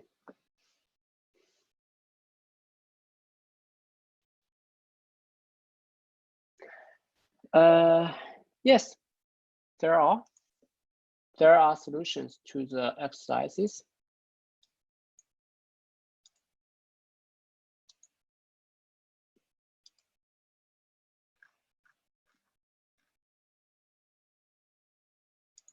I got it. Publish this. Okay.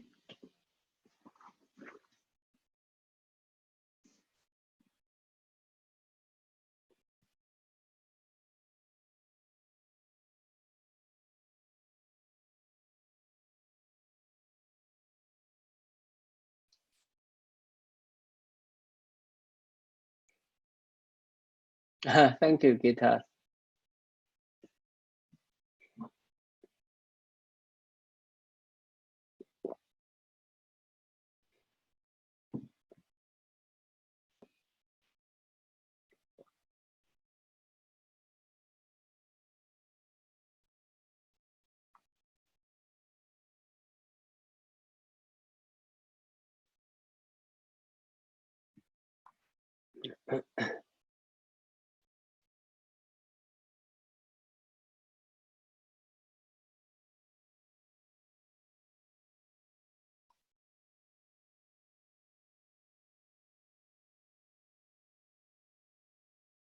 I have just done that. Where is that?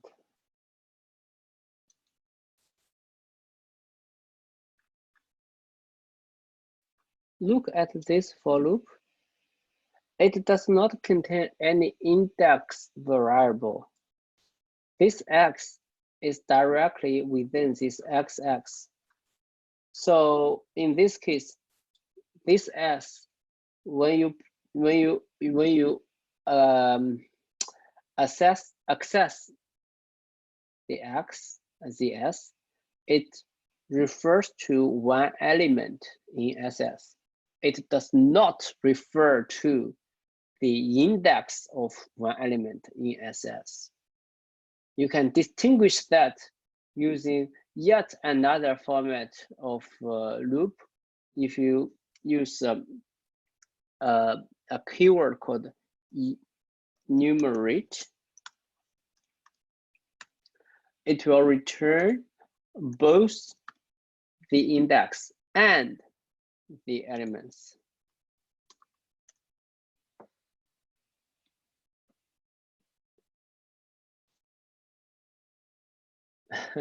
Okay.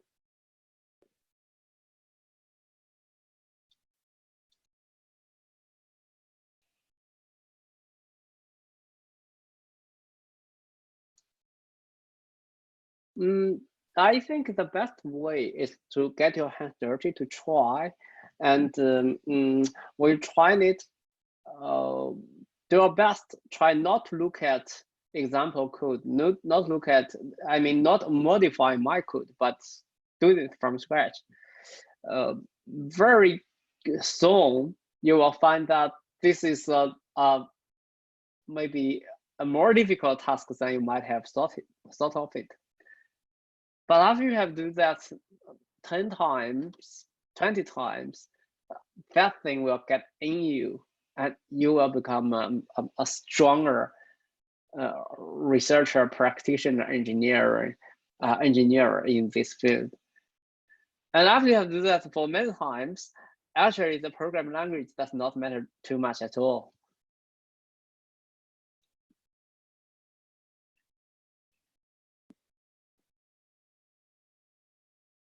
To be honest, I'm I was a MATLAB user for many years, and then because while I'm doing something that the library was only available in Python, then I jumped to Python and quickly adapted to that, and I found I'm in love with that graceful construction of mathematical ideas, and I stick to Python for something like 10 years. But then, recently, some other competitors are emerging. So it is always exciting to explore more and new techniques.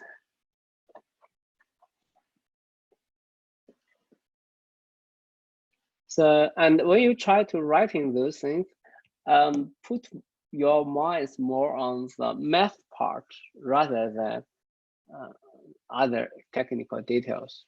And I do not recommend use the fancy grammar sugars of a particular language. You can just use the most straightforward way of using like the index of constructing a loop or something like that.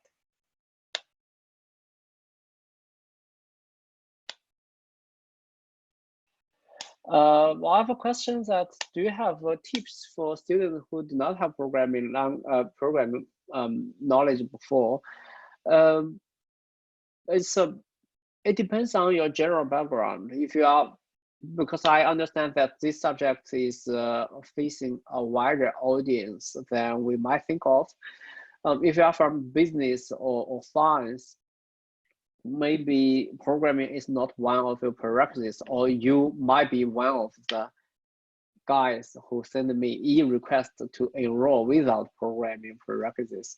If that's the case, you probably need to spend more hours per week than other students to get yourself familiar with the materials in the first few weeks.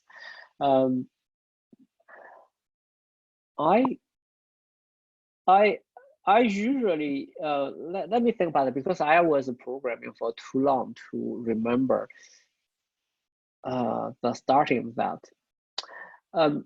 My general thought is the most efficient way to do that, to dive into examples, and in this way you stumble across a lot of difficulties. You need to come over a lot of issues.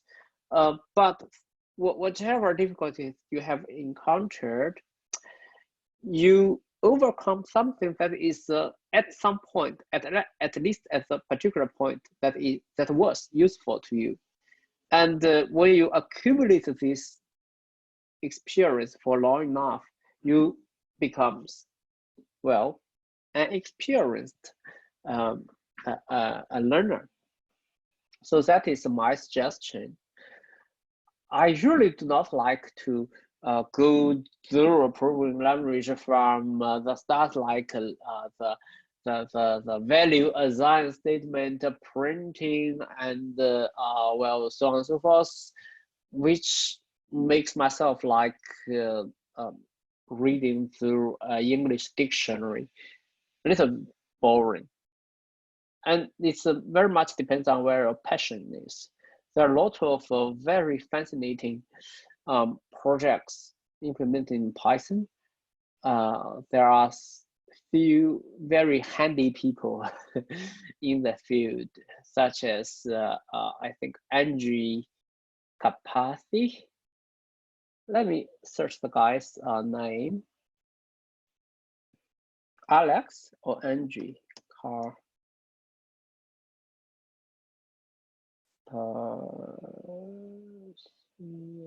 What is this, Andrew?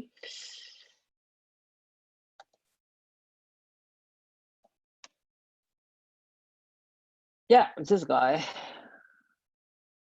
Andrew, yeah. Is a Scandinavian name. So is a very strong researcher in the field of machine learning, artificial intelligence, and he is now the AI boss in Tesla. And on top of that, he's a very active guy to, well, he's a kind of guy, I don't know if you guys have heard of this now. When your dad teach how to drive, some dad at least here in Australia, they let your boy, they let your maybe boy girl take a part of a car and try to assemble everything from scratch, from the mostly disassembled parts. And in that way, when the kid can start the car, they have a very profound knowledge about the car, and all other things go smoother. So Kapasi is that kind of a guy. He implement from scratch from the language processing models, like do the robot that can have a conversation with you, or can write like a poem from Shakespeare, learning from Shakespeare. And he also implement things like a Bitcoin, a blockchain network, things like that. So it depends on your interest. You can try to find some of those baby projects to spend your weekends. Maybe it's a good choice to pass time in this COVID situation.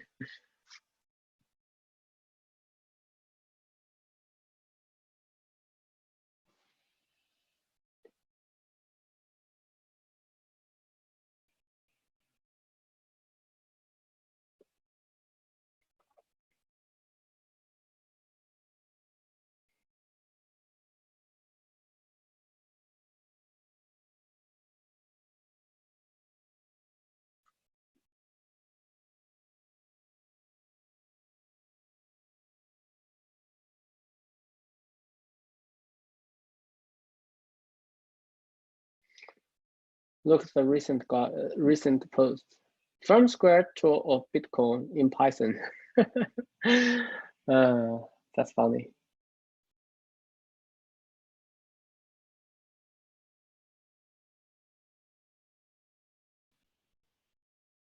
I followed that one years ago. Deep reinforcement learning, playing ping pong game, the Atari ping pong game from Screen Pixels.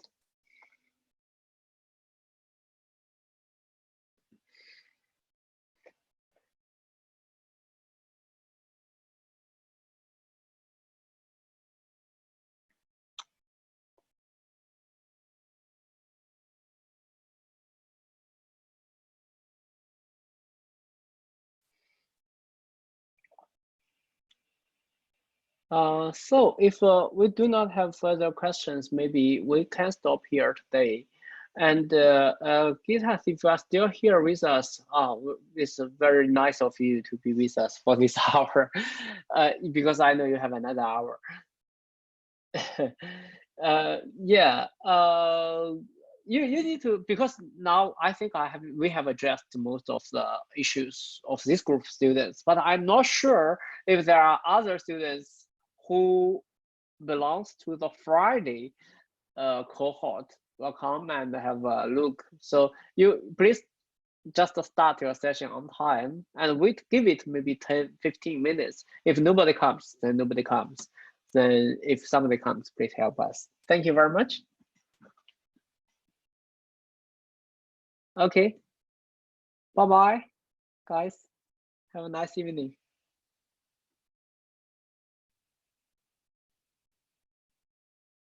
Thank you, June. Bye-bye.